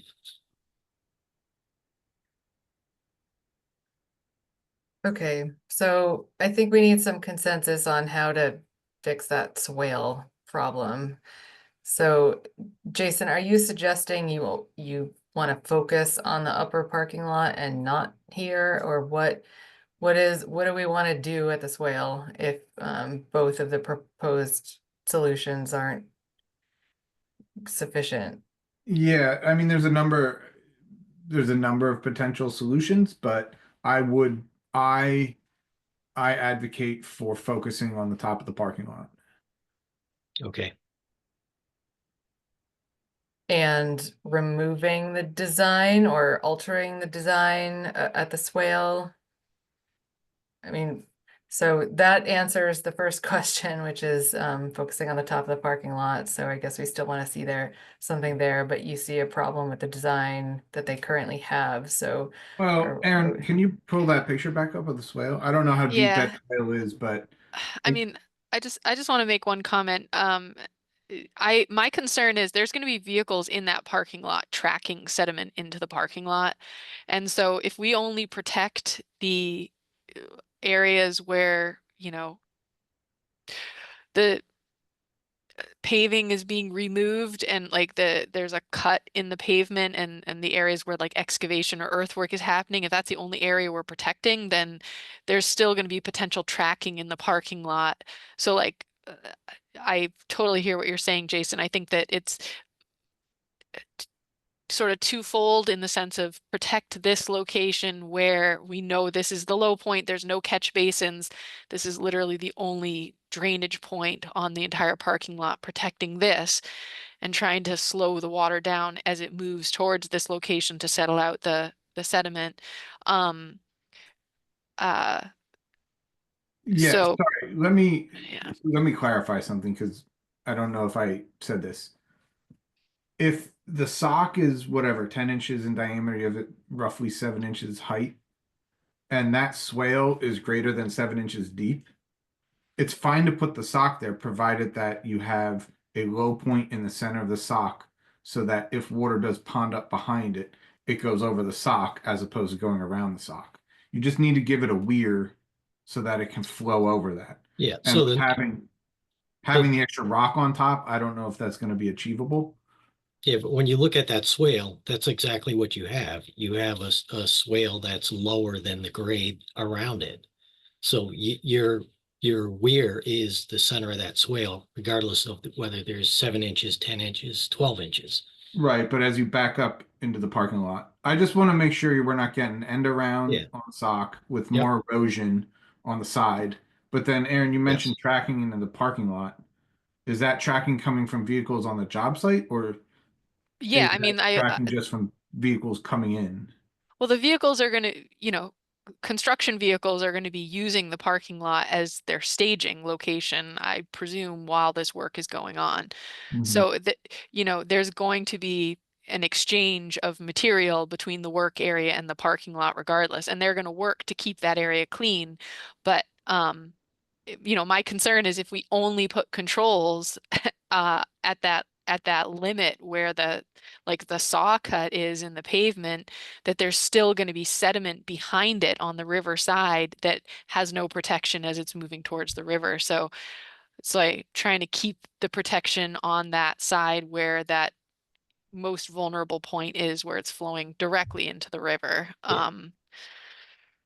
Yeah, I mean, I'm not, that's my preference, but if everybody's okay with it, I think if there's a weir there, it's going to be tough in those quick storms and high flow situations. But ultimately, I get your point as well, Aaron. So Okay, so in terms of the request to amend the order of conditions, which was to not use the 300-foot sock at the top of the parking lot, I think the feedback, at least from a commissioner, and we'll do a raised hands, and I see your hand, Bruce, is that we do want some kind of lining up there, but it doesn't have to be the compost sock. Is that what you're proposing, Jason? let me make this actual proposal. Like, Okay, go start with the line, start with the channel, right? The swale. And I guess this is my original question, is like, how do you determine then, oh, that's not really working that well? We have to put something else in.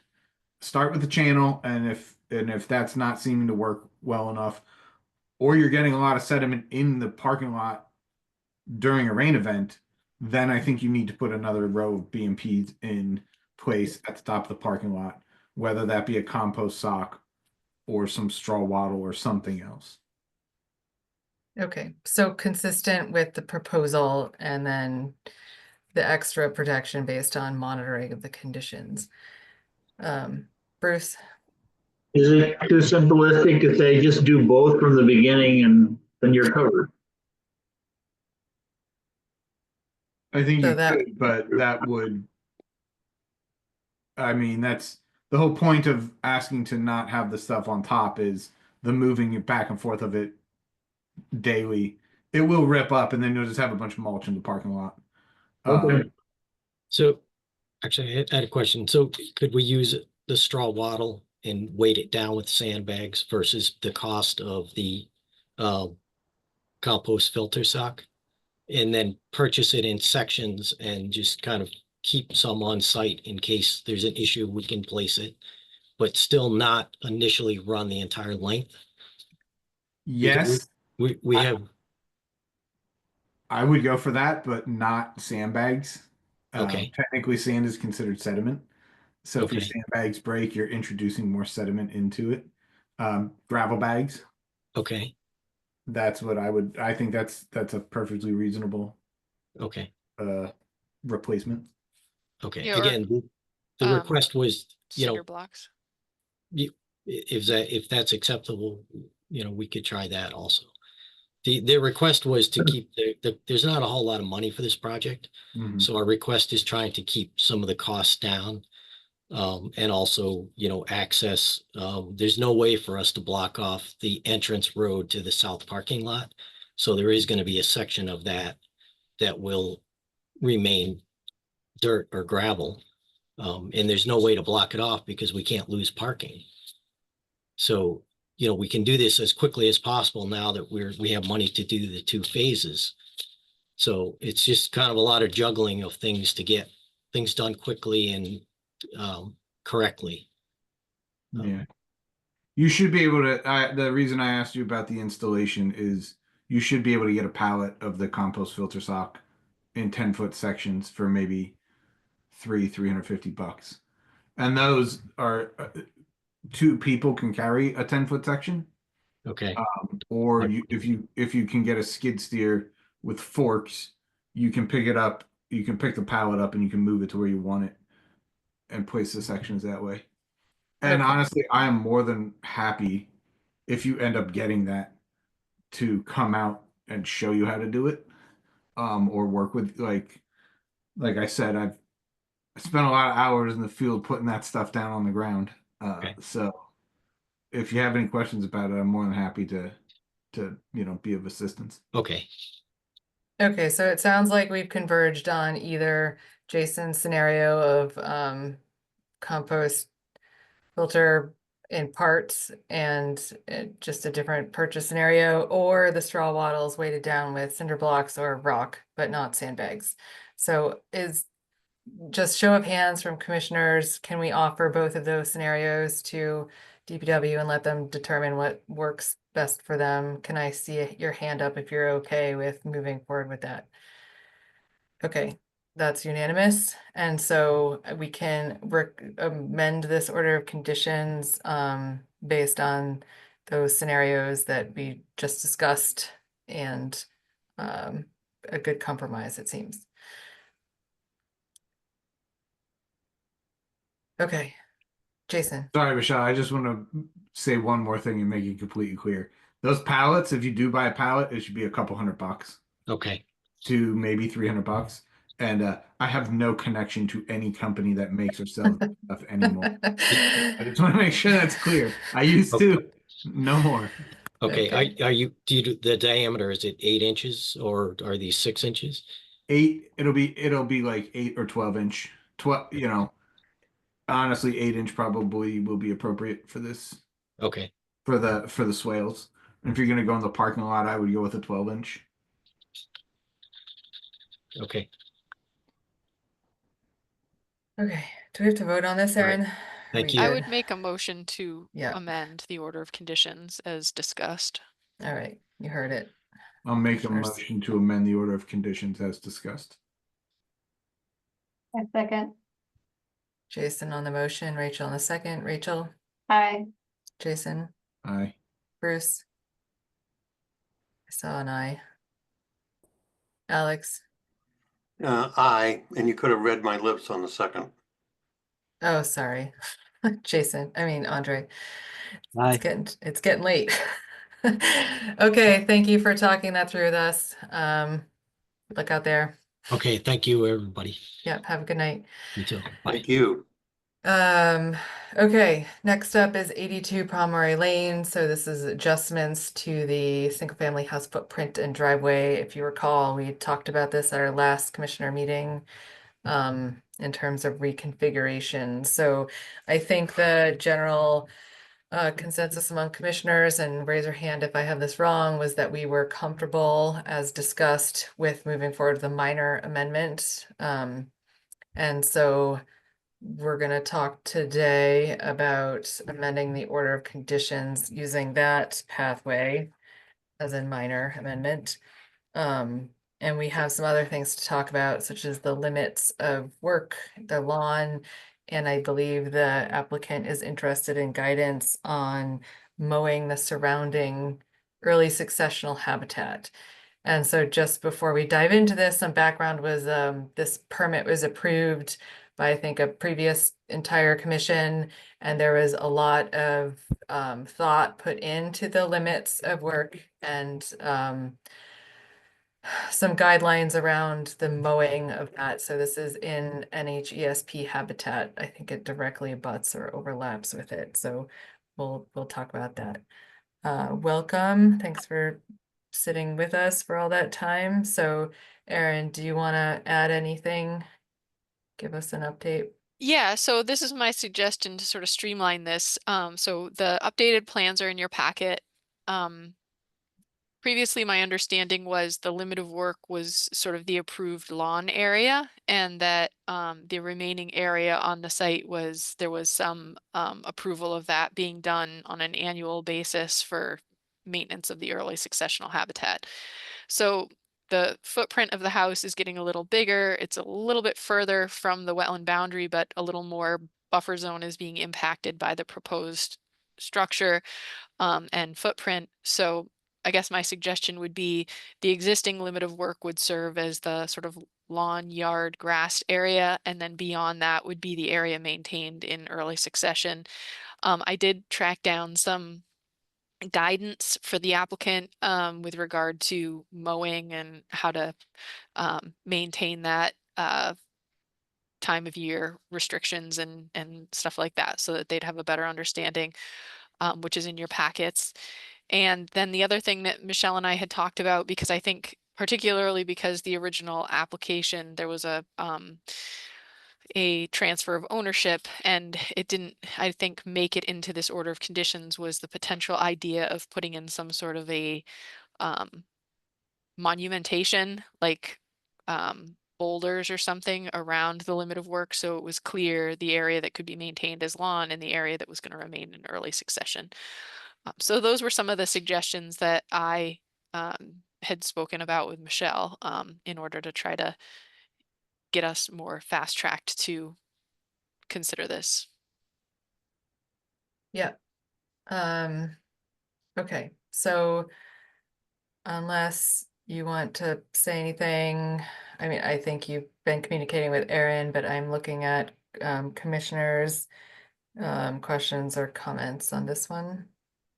And I can't see you all, so please turn your cameras on if you can.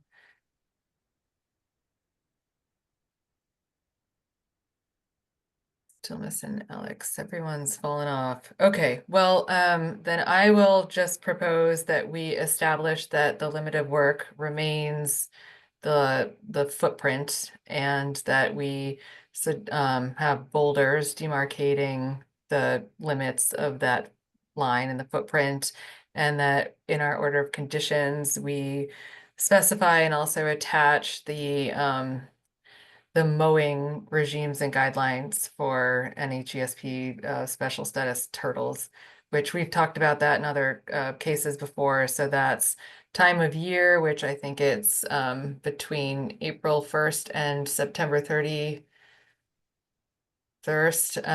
There's no mowing, and then mowing happens off active season, and it has to do with blade height, remains, I don't know, at 12 inches or so. And it will be mowed once a year, and that was already in the original order of conditions. So some criteria around the maintenance of that set aside, the limits of the lawn being demarcated with boulders, or if anyone has a suggestion for what else would be appropriate, and then maybe moving forward with amending this order of conditions. Okay, so I laid some things. Yep, go ahead. I had a question for you. So when we're talking about the limit of work, is that the limit of work on the newer one that I had submitted, or is that the limit of work, like the erosion control boundary on the 2019 plan? That would be the updated limit of work on your plan that you just provided to us, the 2025 plan. Okay. And then I guess one comment I had about that, and I guess this was a confusion when we had purchased the land. When we purchased the land, that whole like buildable lot was mowed. So like we're confused of like all of a sudden our yard with this like erosion control, the limit of work that we have, even with the new one, our yard is like 10 feet off of each side of our house. Like, is there any way that that can be extended at all, considering it was mowed? I have photos if you want, I could show you, but like we're just kind of confused of how our yard is now 10 feet off of the sides of our house when we own 4.5 acres. Yeah, I mean, I think just speaking about it from the Concom perspective on the original review, there's riverfront area on a large chunk of the land, which is associated with Plum Brook on the sort of northeast side. And then that's the area that's also contiguous with the natural heritage and endangered species area. So that's outside of your building footprint, but on your land.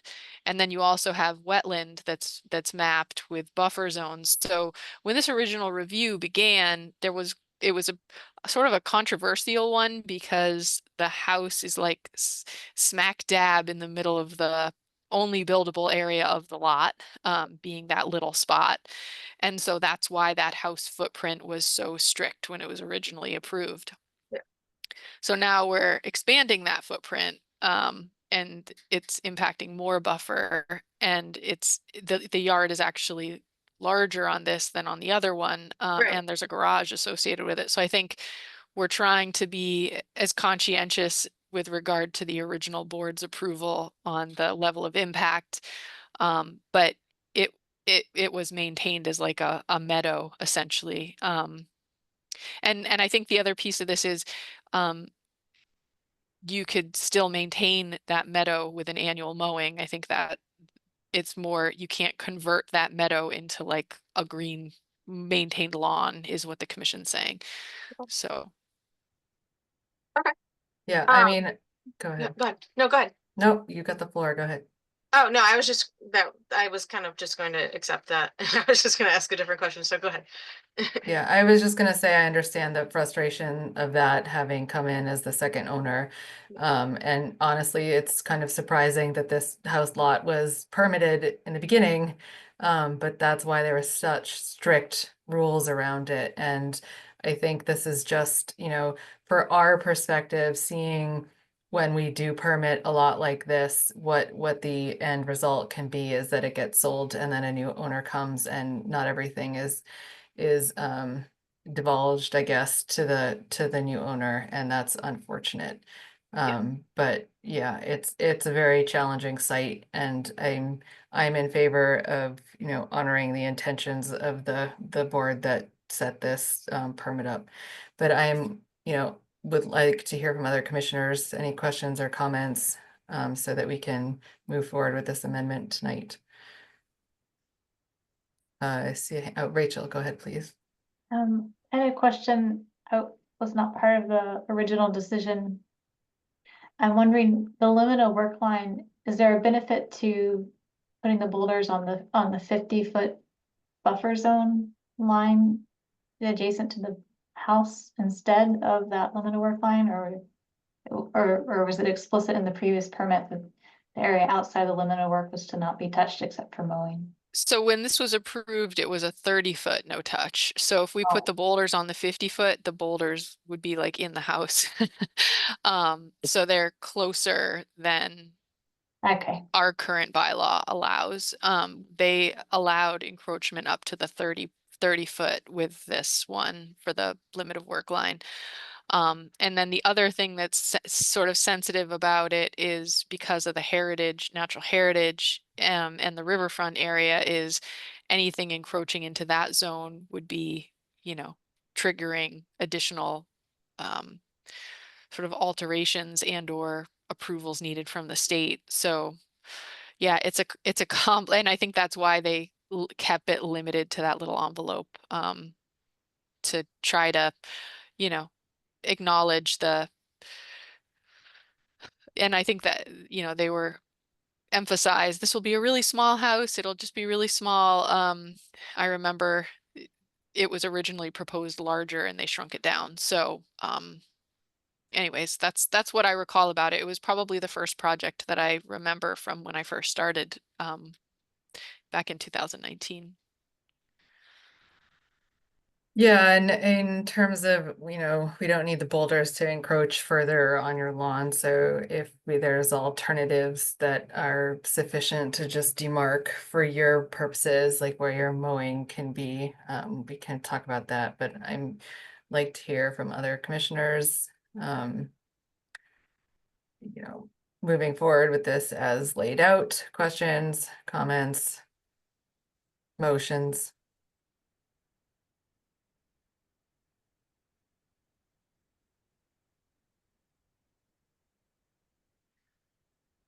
Also, as an alternative to split rail, you could, or excuse me, alternatives to the boulders, you could do like a split rail fence or something so that it's a Yeah, little. that was going to be one of my questions is like, I really don't know the cost of boulders, but we wanted to do some sort of fence, like just like to, we have a dog, we have kids, so I want like a little bit more of like a safety boundary for our yard. Yeah, so like a split fence, okay. If, Jason? yeah, if it is a fence, does it have to be split rail? Or it, given that there's turtle concerns, does it have to have so much height off of the ground? Yeah, I mean, I think like 6 to 8 inches off the ground is the standard, but they're not actually in habitat area here. It's just that they're close to it. So that's why for the mowing considerations, the mowing would be in habitat. So that's why we're including that. But yeah, So I it think, sounds like it doesn't have to be split rail if you wanted right, to use something different that's right. better suits your needs. Okay. Bruce? I just need to interject that for complicated technical reasons, I'm gonna have to leave at 9. So we'll still have a quorum, but my apologies, I'll have to get the notes off the tape. Thanks, Bruce. Okay. So we're looking here at a minor administrative change to an order of conditions. Keeping the limit of work as is, which it will be the extent of lawn with some demarcation, which we can leave up to the landowner, likely a fence. But maybe just confirm with Aaron what that might be. Sure. And that the order of conditions will include some guidance on the mowing for turtles. Great. I'll move to approve the order of the amendment to the order of conditions for the adjustments of the SFH footprint and driveway. I second. Jason on the motion, Rachel on the second. Rachel, Aye. Bruce, Bye. Jason, Aye. Andre, Aye. Alex, Aye. and I'm an aye. All right, well, thank you for working with us. I'm sorry that isn't what you hoped for, but it's our job to protect all that stuff, so Okay. this is the outcome. All I right, appreciate it. Thank you. have a good night. You too. Okay, Canton Ave. Conversion of a single family home to duplex with associated site work and drainage. So we still have our quorum. I understand there might be someone here tonight, Erin. Yes. I see Carol Wilson. I think I'm gonna assume that that's Pete Wilson and promote to panelist, but it might be somebody else. So just keep that in mind. And then Chris Chamberlain, I know, was going to be here as the engineering representative. Thanks. Rachel. And I'm gonna have to recuse myself from this one. Okay, so where does that put us? That's 4 who can vote. Okay, so we're still okay. Hi, Chris. Hello. Welcome. Okay, Aaron, so we'll give you a couple minutes, then Chris, a couple minutes for you, and then we'll talk about this project amongst commissioners. Right. So an adjusted site plan was sent to my office with a conversion from the approved single family home on Canton Ave Lot 2 to convert it to be a duplex. And so the changes with the associated duplex would include expansion of the approved house footprint, inclusion of walkways, decks, staircases, and also adjustments to the approved rain garden on the site. So the footprint of the rain garden is smaller. I understand from speaking with Chris Chamberlain today that while it's shrunken in sort of its overall dimensions, that it's deeper, so it has more holding capacity.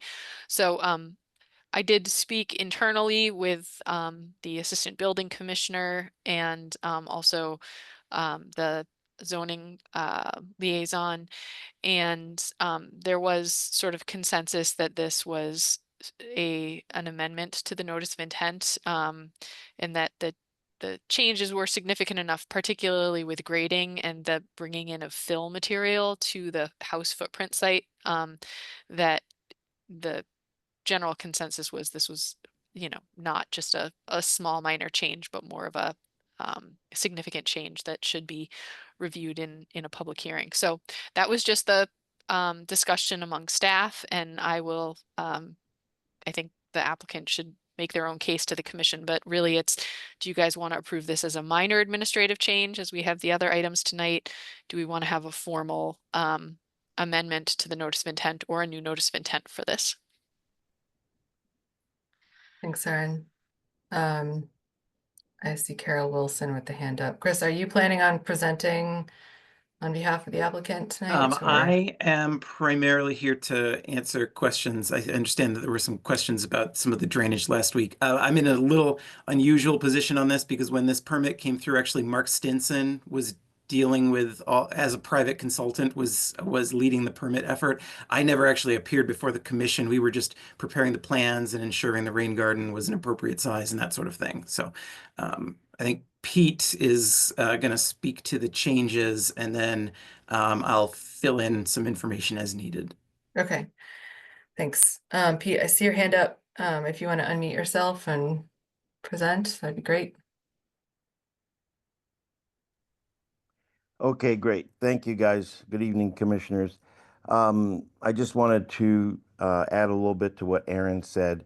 Originally, this was a single-family house with a two-car attached garage. And because it was such, we didn't have to put in as much detail as we are required to with this ZBA application. There originally was going to be always a sidewalk, a front deck for the house portion. And through this process, we've decided to go back and submit an application for a two-family. So we've modified the garage, which has increased the size of the original garage, which was permitted with the house, something like 424 square feet. Again, because originally this was a single family, it didn't require all the level of detail, so the grades were not as a concern. But the site hasn't changed, and there's going to be no more fill added to or taken away as a result of this modification. It simply is taking the originally approved garage, which was 28 by 26, and adjusting that now to 32 by 36. The sidewalk is all drawn in now because it's a requirement, and you have a second front porch. So those are the changes or the other facts that need to be represented because I feel like the assistant commissioner, if that's Dave's role, doesn't have the particulars as Erin pointed out correctly. Okay, so Erin had to just step away for a second, but you're saying that contrary to what she said, there is no additional fill being brought in?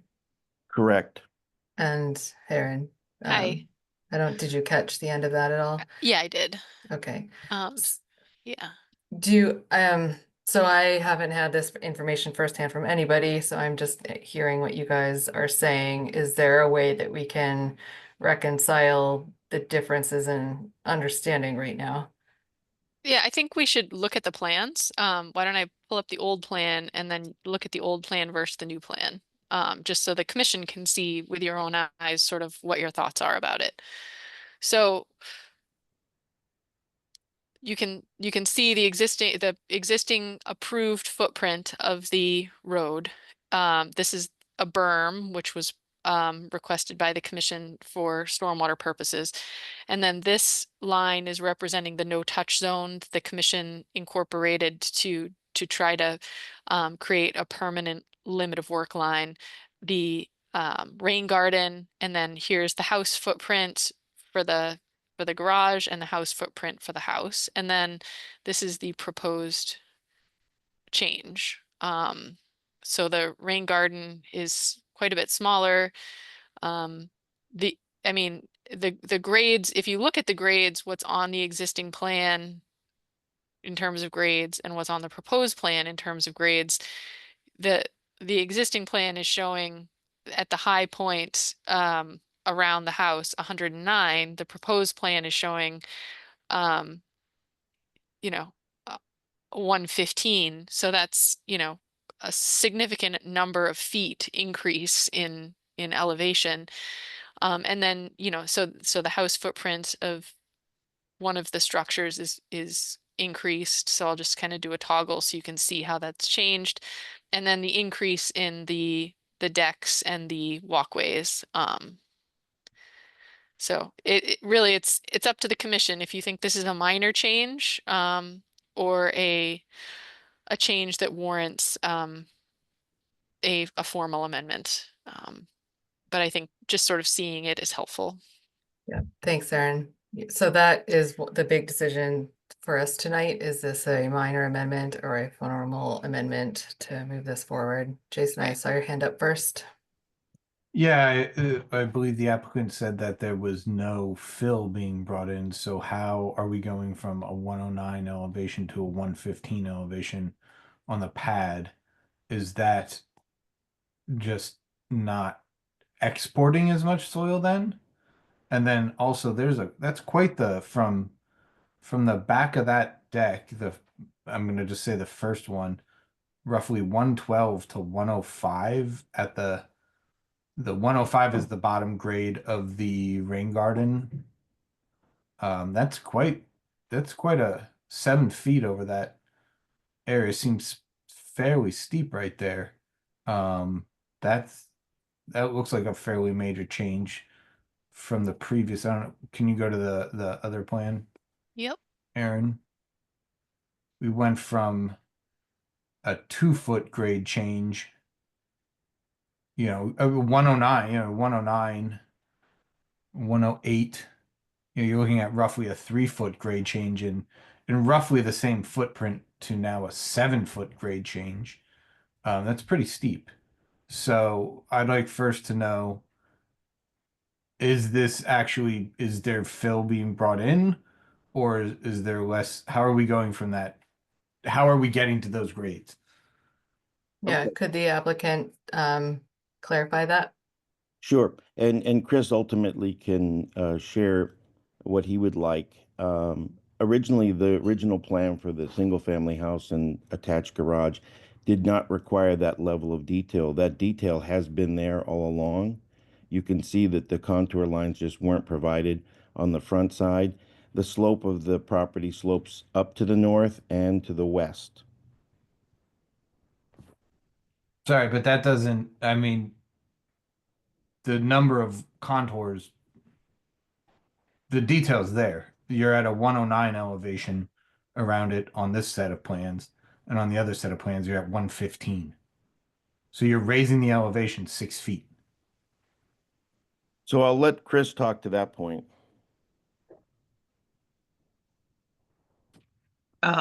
Yeah, so sorry, I don't know that I can explain that any different. The grading plan that is on the approved plan is at 109 around the house. That's how we had it. And now the grading around the house is 115 per the changes that we've made between then and now. I always hate to disagree live on the air, but I think that is what the plan is showing, and the house was sort of down in a hole under the original plan, and then I believe in order to create the drive-under garage, the grade around the north and west sides of the house were raised up, which then led to the retaining walls that we have on the proposed plan now. Okay, thanks, Chris. So the numbers are the numbers on the plan. I thought I saw Alex's hand up, but now I don't. So Andre, wanna go ahead? Oh, Yeah, go ahead with Alex. His hand was up. okay. Alex? Yeah, just trying to get my video back on. Sorry, you would have seen the top of my head as I got close to the drawings. Just to get the discussion going towards the end, given the hour, this seems like a new project to me. It doesn't seem like a minor amendment. So I would favor them coming in with a plan. A tremendous amount of work went into the drawing that's now in front of us. We spent a lot of time on this project. And so you didn't ask for a show of hands, but I'm telling you which way my hand would go. Okay, thanks, Alex. We'll get there. Andre, Well, I'm in the same place Alex is. I find this to be a lot of work, a lot of a big change, and I just don't see where it's a minor change. So that's what I wanted to put out as well, because I think we're discussing a lot, doing a lot of discussion, and I think we're moving toward a new NOI. a new NOI or made formal amendment? I would go for a new NOI. It doesn't, I don't think it's worthy of an amendment. Okay, does any other commissioner want to comment on that? Whether or not you see this, okay, I will start with formal amendment or NOI. Does anyone have any questions or comments before they could make a proposal on that? Jason? Yeah, Aaron, could you tell me or tell all of us what the major difference is between a formal amendment and a new NOI? Yeah, so the way the DEP guidance is not super specific with regard to regulatory. So I'm just going to break down the three options for you. With a minor administrative change, it's like the essence of the project hasn't really changed that much. Overall, the design hasn't changed. It's pretty much staying the same. There are just some minor adjustments. So that's a minor administrative change. An amendment would be it's the same project, and there are some minor changes to the project that it still falls within the same sort of category as the original project. A new NOI would be that the project has changed dramatically or substantially, and it's really no longer in keeping with the previous approval, and so a new permit is required. I'm summarizing. There's a guidance document on this from DEP that I can certainly share with commissioners for future reference, but it's not entirely clear. There's a lot of discretion involved in the decision as to what direction to go. Yep, and just to recall experiences with other projects like Hickory Ridge, where we've gone through all the versions of amendments and administrative changes. Call on your experience. Are there any other questions? Otherwise, I'm gonna take a show of hands to see where folks' thoughts lie on this one. Chris, want to go ahead? Yeah, I just wanted to highlight, because I've had to go through this recently as well. There are a couple of specific factors that you may want to consider in that guidance document, and basically from whether it can be an amendment or a new NOI. It's the purpose of the project. I'm reading off of a DEP document that I can share if anybody wants to see it in real life. Purpose of the project has changed, whether the scope of the project has increased, whether the project meets relevant performance standards, and whether the potential for adverse impacts to the protected statutory interests will be increased. Would be the sort of basis of trying to determine whether it's an amendment or a new NOI. Thank you. Jason? If it's a new, so it's my understanding this project was approved. Was this one approved under the previous bylaws? So if it's a new, if it's a new NOI, will that affect the 50-foot setback? That's a good question. Let me just take a quick look at when the approval date was, Jason. Yeah, good question, Jason. And I will say my concern, I do believe that based on, I still can't necessarily wrap my head around the explanation for the grades. I mean, we're looking at, on one set of plans, the northwest corner, the grade at the northwest corner of the house is at 109. On this new set, it's at 116. That's a much steeper hill. it's a much steeper slope coming down towards the resources. You're going to get more water flow. It's going to come down faster. There's much more potential for erosion, which means there's more potential for impact. Now I know that the rain garden is there, but it seems like a much steeper lot.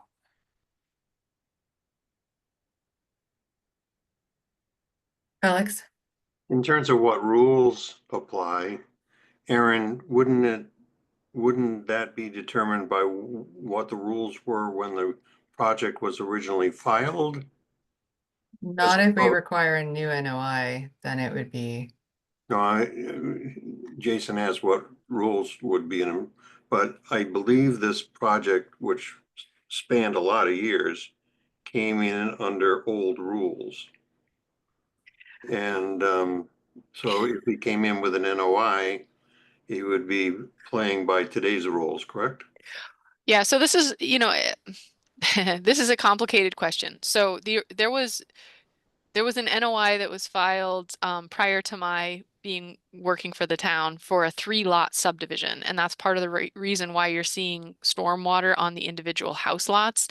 Ordinarily, when there's a subdivision, you'll see the stormwater on like a separate parcel or something. But in this case, because the subdivision was at the end of the road, they had no choice but to put the stormwater on the house lots. So the lots were approved with the stormwater on each of the individual house lots as part of the subdivision. And then that order of conditions expired. And my understanding was that on or around the time that the permit expired is when the work began. And work began and it ended up resulting in enforcement action, which then triggered the original NOI filing. I think when that original the second NOI came in after the expiration of the subdivision plan, that the commission worked with the applicant. It appears that this application was in July of 2022. So I believe this was approved under our new bylaw regulations, although I can't say for certain when the application came in without doing a little more checking. But it was on or around when the regulations were updated that this application came in. And I believe that the commission did work with the applicant, particularly because the wetland boundary had changed pretty dramatically between the original subdivision approval and the new notice of intent application. The wetland expanded pretty dramatically into the lot.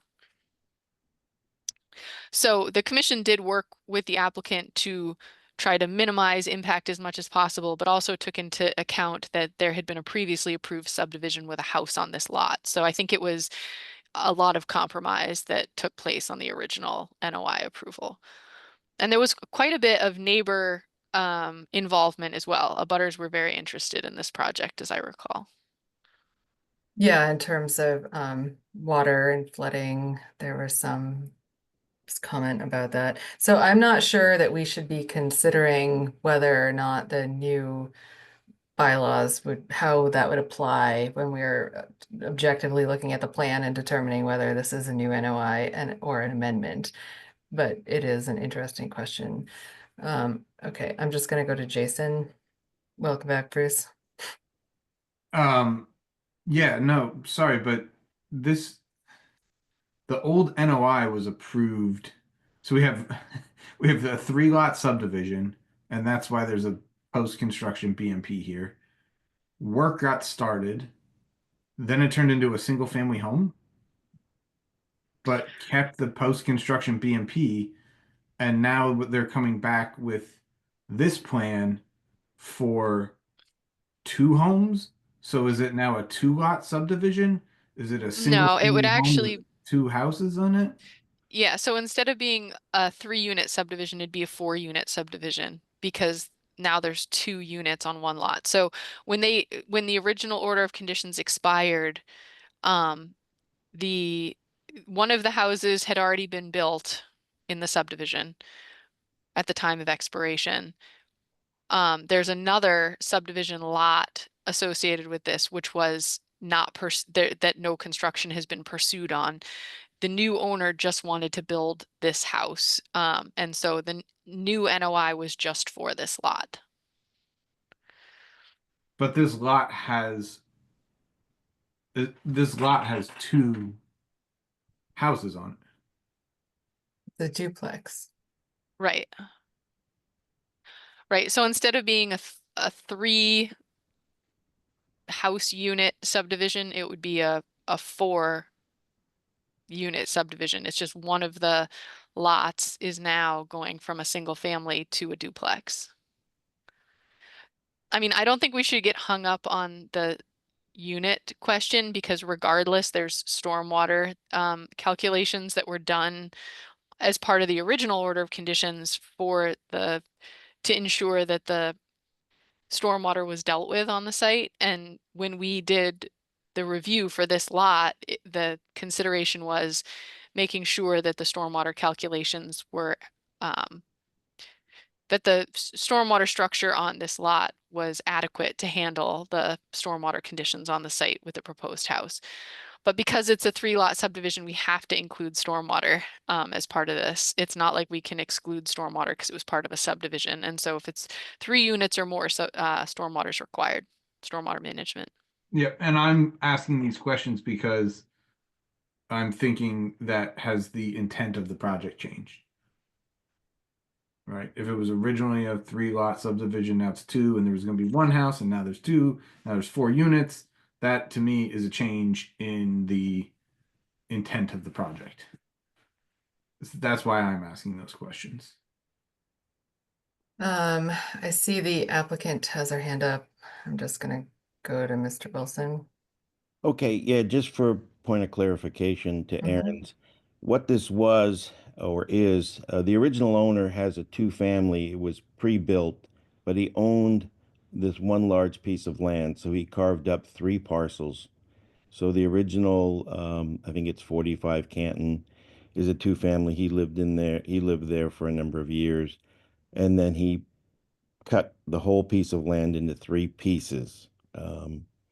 We bought the other 2 pieces of land, and the lot we're talking about, as I mentioned earlier, with the original plan, called for that single-family house with a 2-car garage.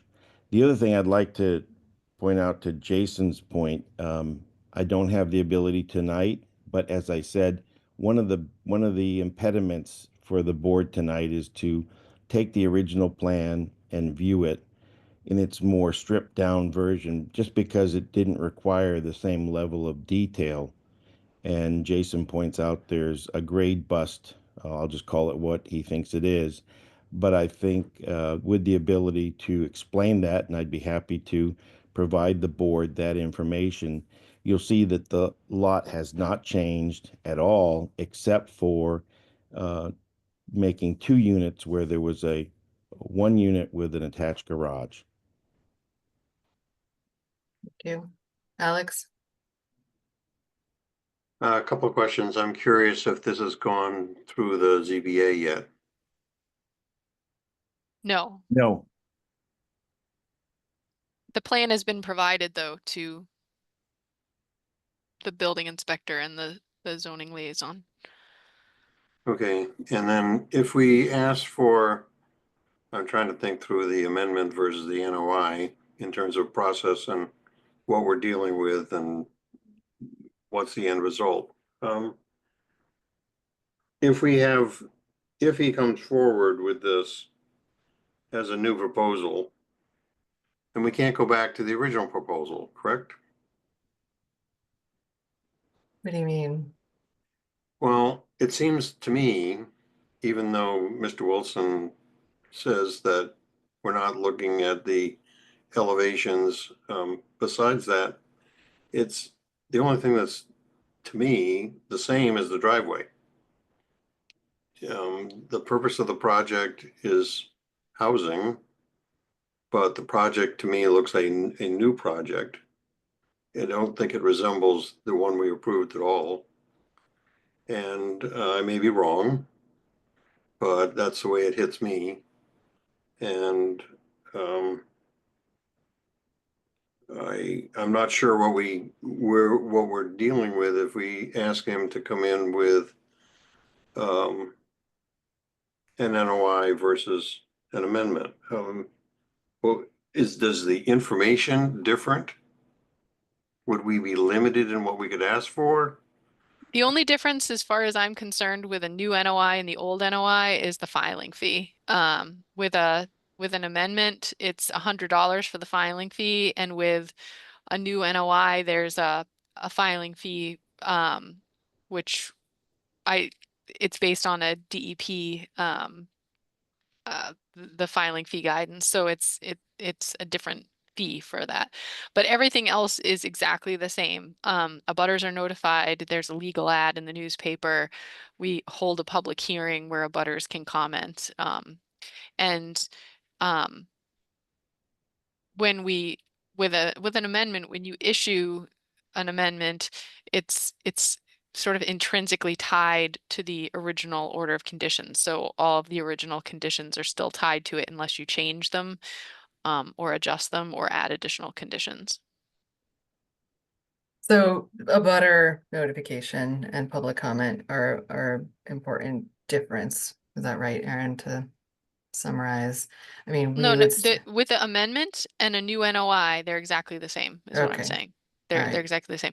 It's with a minor administrative change, there's no abutter involvement. Yeah, I don't think that's on the table at this point. Okay, so I'm going to move into a poll, and I think everyone's cameras are on. And so I'm going to ask you, are you in favor of a formal amendment pathway for this or a new NOI pathway for this? So I'd like to see hands first for formal amendment. Hands for new NOI. Okay, Bruce, no hand for you? I haven't heard enough of it, so. Okay, understood. So I see 3 hands up for a new NOI. I probably could have gone with the formal amendment, but I'm in support of a new NOI. So I think that's our guidance to you tonight, is that we'd like to see a new NOI for this project. Okay, thank you so much. Okay, thanks for sitting through us. Good night. Good night. Okay, just done. Okay, request to replace a USGS stream gauge at Fort River, informal inquiry. Hopefully everybody looked at this offline. Hi, Rachel. Personally, I have no problems with this. Did anyone have any questions or comments on it? And just to add, this stream gauge has been in place for like 50 years. I used to see it on the stream bank when I was a little kid, and they just let it go into disrepair, and now they're replacing it. And Natural Heritage also reviewed it and approved the replacement. Okay, we got hands. Andre. Yeah, just curious if is that on the pad there that that's just west of the bridges? Yes. Yep, sort of on the north side of the bridge, I believe, if I remember correctly. Is it the north side of South, I think. Is it on the south side? It's right near the overpass. I know that. There used to, do you remember the string that used to go between, like, you could actually swing on it, go over the river? It was on one side or the other, but I remember seeing it there when I was a kid. All right. Yeah, I just see the pad there whenever I go by. And yeah, okay. Thanks. Alex. I just want to voice enthusiasm for USGS improving the gauge, maintaining the gauge, instead of getting rid of the gauge, which they have gotten rid of lots of gauges. So I'm delighted that USGS in this time is doing what they're doing. And Yep. that river could use a gauge. Great. Yes, well said. Bruce. Can you double check about whether anyone in the audience has a comment? Thanks, Bruce. If there's any public comment, please raise your hand. I will keep an eye on it. Related to this or anything. Okay, so we're all in favor of this. This is an informal inquiry. Do we need to make a motion on this one? I don't Okay. think so. I don't think this would even trigger a permit. Okay. Just mostly just keeping you informed and making sure there was no objections. No, great.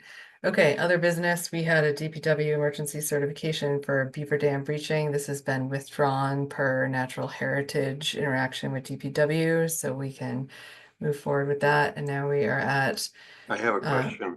oh, go ahead, Alex. So what is the status? Is this a wait and see? Is it What are the next steps for DEW, if anything? Yeah, so the commission doesn't ratify it, no work has begun on it. So basically the certification just dies, and they're gonna continue to monitor the beaver activity out there. It appears right now there was some damage to the dam and that the beavers aren't actively rebuilding.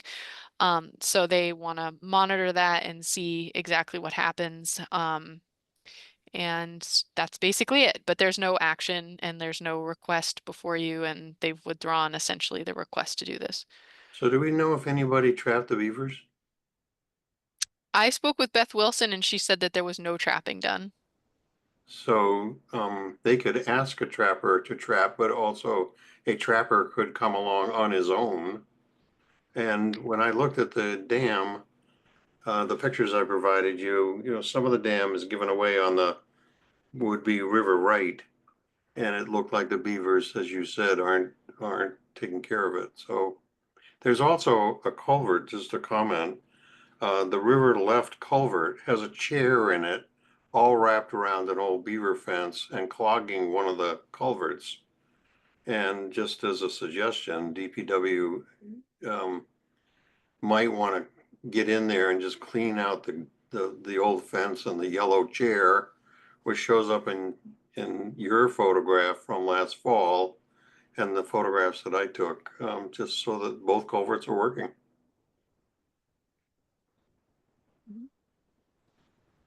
Okay. Yeah. Thanks, Alex. Yeah. Okay, I think we can move on then. So we have 133 Bay Road basement and septic flooding. So this is a ratification of an emergency certification. Yes.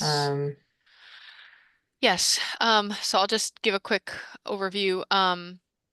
This landowner's had significant issues with drainage, and the drainage has caused some public safety issues with water going into the road and freezing, and also backing up into the septic system on the site, and also into the basement.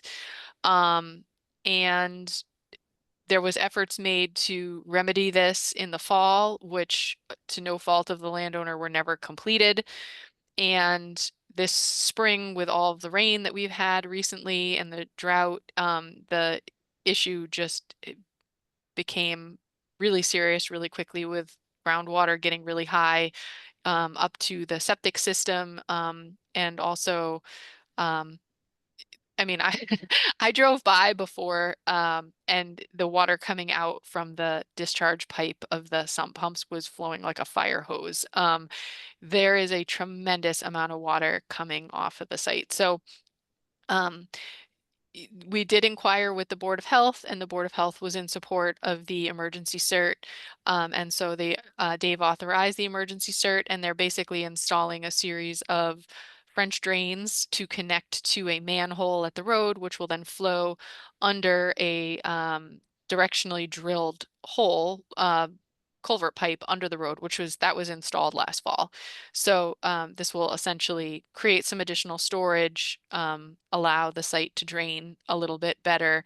And then there was also in the course of some of the work, there was a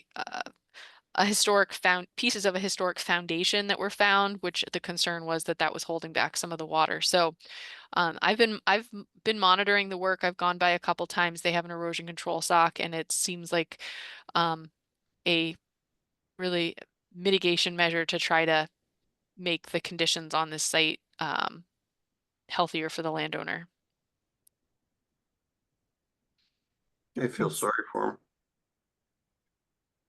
Yeah. Okay. It's a tough situation. Do we need to move to ratify this? Yes, please. Okay. Yeah, I move to ratify the emergency certification for 133 Bay Road. Second. Andre on the motion, Bruce on the second, Jason, Aye. Alex, Aye. Andre, Aye. Bruce, Aye. and I'm an aye.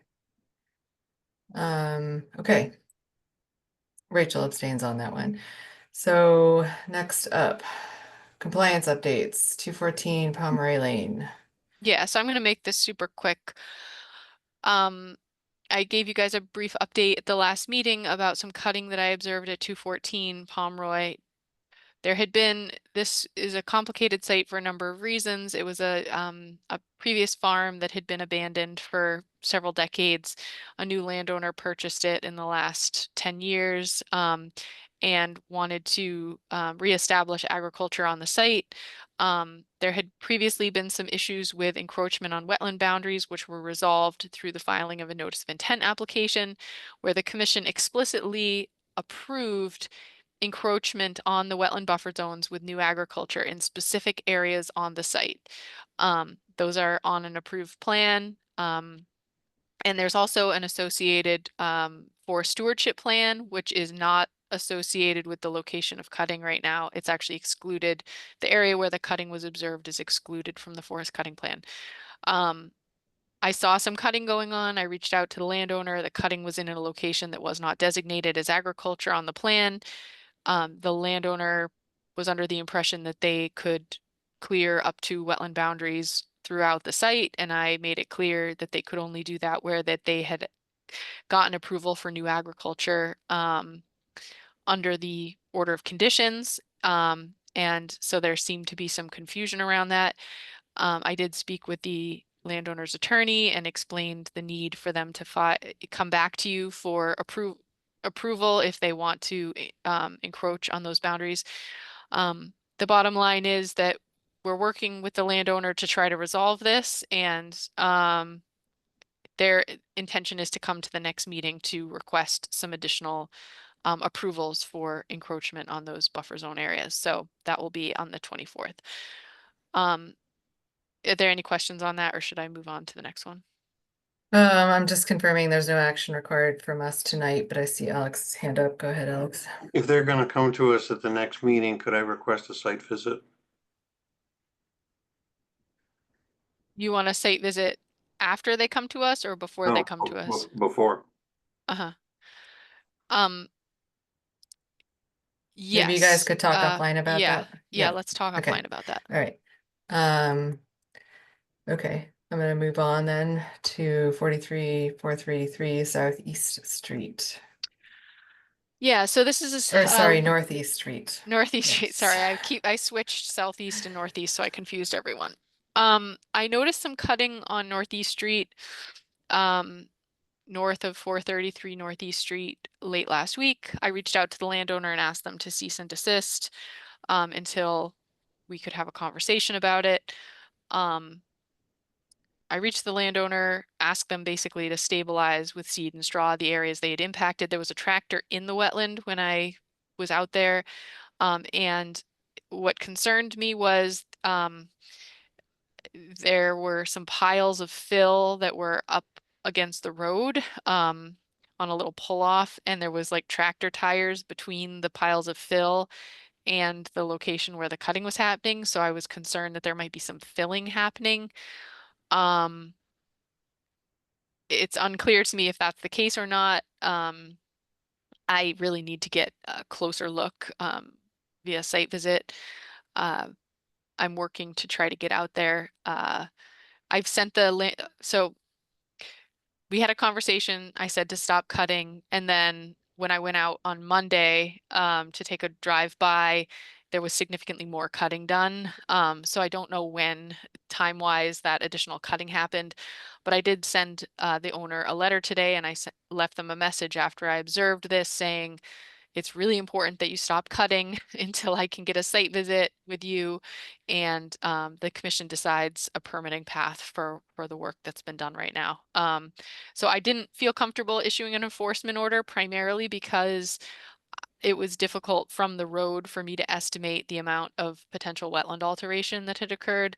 So I really, in order to do that, need to see the site, but it's approximately 6,500 square feet of clearing that has happened. I just don't know how much of that is in the wetland proper. To me, a good amount of it looks like it's in the wetland, but it's impossible for me to confirm without being out there.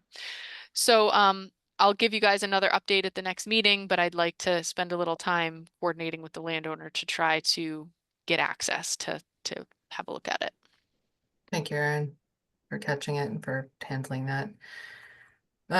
Okay, so next up is monitoring reports, and after that, I'll take public comments. So if you have any comments, please raise your hand now and I'll keep an eye on the room. Bruce?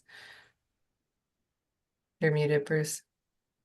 So tonight, there have been at least 2 or maybe 3 examples of difficulties that have ensued because somebody bought a property from someone else and there was almost certainly insufficient evidence or discussion or documentation of what was required. In between those 2 is a real estate agent. And I would be interested from Dave Zomek's point of view, how much we could engage the real estate community in doing a better job of making sure that the new landowner knows exactly what we, the ZBA, the planning board, have already discussed about XYZ property. I can field that for a second, because when I joined the commission, I had the same thought and I met with my realtor to talk about that. We had a meeting, I showed her Mass Mapper, and Massachusetts is a buyer beware real estate, I don't know what you'd call it, sort of rule universe. So it's not really in the realtor's best interest to look for and or disclose any of that. And that's it. So it's really ultimately up to the buyer, who often doesn't know what to look for, how to look for it, or that there would be anything, or necessarily read through their deeds. So I totally agree, Bruce. And if Dave or Aaron has ideas or experience, or anybody else, I would love to engage, but I've tried, and that's where I got. It's just that given how real estate works, there's no incentive or motivation for anyone to be disclosing this kind of We thing. need to have a big conversation tonight. It's very late, but it is a concern. Yeah, I agree. Alex? If somebody's gonna get a mortgage, they have to do a title review. And there are lawyers in town that specialize in that, and I would think that if there's an encumbrance on the deed, that would become clear during the title review. And that whatever, Attorney Ball, for example, here in town, used to do that kind of work. And I would think that during that search, the kinds of conditions that we try to attach would show up. And maybe Dave has some insight to that, why they don't. Yeah, Dave or Aaron, do you know? I would what it be looks like? happy to have an in-depth conversation about this at a future meeting, but right now I really can't. I just need to get some thoughts together on paper to share and have more of a discussion on it, but I'm just not prepared to do that right now. Yeah, well, from what our perspective and what we can do, I think our practice of having boundaries marked with the boulders or something like signage has been one sort of guardrail that we can continue to use for that kind of thing. But yeah, let's chat about that later. Michelle, the only thing I would add is that, yeah, I agree with what you said and everyone has said. I would just add that overall, there aren't that, I mean, the easy building lots in Amherst have already been built on. Let's be clear on that. What's left are really complex lots with challenging topography or wetlands. So, and there aren't that many left either. We're not that far from build out when it comes to single family homes. So moving forward, they're all going to be, they all have challenges, or many of them have challenges. So maybe some realtor education might help, but we can talk about it in the future. Thanks, Dave. Rachel?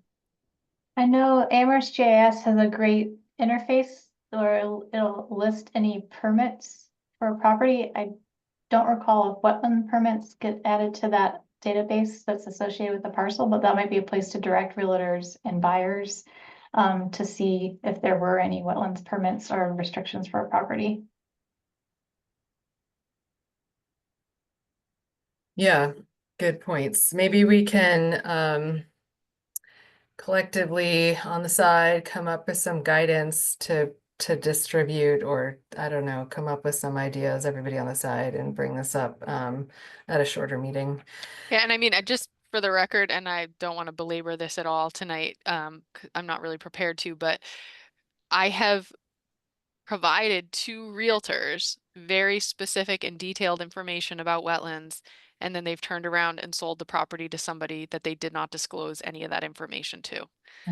It's been very challenging in a number of cases. Right, so we'd be targeting the buyers or when they represent a buyer, and that's, you know, half the time or something. Anyway, challenging circumstance. But if anyone wants to put together something, I'd be happy to help facilitate that. Back to monitoring reports. Is there anything you want to just give us a couple seconds, Erin? Yeah, so we can- it's a challenging time right now for monitoring. We have a number of very large sites where we're under construction. Doing my best to juggle a lot, including keeping track of the sites, visiting the sites, reviewing the monitoring reports, and following up on issues I see in the monitoring reports. I did email back on 2 separate issues, one being at Hickory Ridge, one being at the UMass Pavilion site. There's like rills and gullies formed in the hillside, and I asked them specifically, when is this being stabilized, and was told, oh, like sometime in the, you know, next few months we'll take care of it. And you know, it's outside of commission jurisdiction, but all that material is washing down to the bottom of the slope. And it's a former orchard, and I am concerned about it. So yeah, I will continue to monitor sites, but it is a challenging time, and it's been cold, so there's not a lot of growth yet. So Thanks, Erin. So to the pavilion and the current potential impacts into the water from the runoff, and it is spring, so I think this would be a good time for us to let them know that we'd like to see that stabilized. Does anyone else want to? yeah, I mean, I might suggest if they don't stabilize it in the next 30 days that they need to go back to their weekly monitoring. Okay, Because we did allow them to reduce from a weekly inspection to a monthly inspection, but the site's gotten a lot worse over the winter. okay, Jason? Yeah, what does their SWIP say? They if that that's rowing and everything, if it's active, that's one thing, but if it's not active and it's just sitting there, it needs to be stabilized within 14 days. So you know, I'm curious what the area itself is that's got the gullies and the rills and everything like that. Yeah, they never shared their SWIP with me, so I'm not sure. But that was Well, I can tell you that's what it says. That's yeah, the yeah, that's the standard. So yeah, fair enough. So maybe if it's not stabilized within 14 days, then they need to go back to a weekly monitoring situation. And I would say they should go back to a weekly monitoring situation anyway, because Yeah. it's springtime, it's going to rain, and if Yeah. there's gullies and rills, it's only going to get worse. yeah. Okay, well, I'm happy to advise them of that tomorrow, first thing, if that's where the commission's leaning on it. I support that. I see nods. Okay. All right. Thanks, Jason. Thanks, Erin. Okay. I don't see any public comment hands up, but last call for that. Please raise your hand if you have any comment. All right. Well, I warned you all. It was going. It was a deceivingly short agenda with complex issues. So thank you for sticking it out. I'm seeing no public comment, so I think we can move to adjourn if someone like that, put that out there. Second, Andre on the motion, Rachel on the second, Jason, Alex, Aye. Andre, Aye. Bruce, Aye. aye. Rachel, and I'm an aye. All right, thank you, everyone. Have a good night. Good night. Everyone.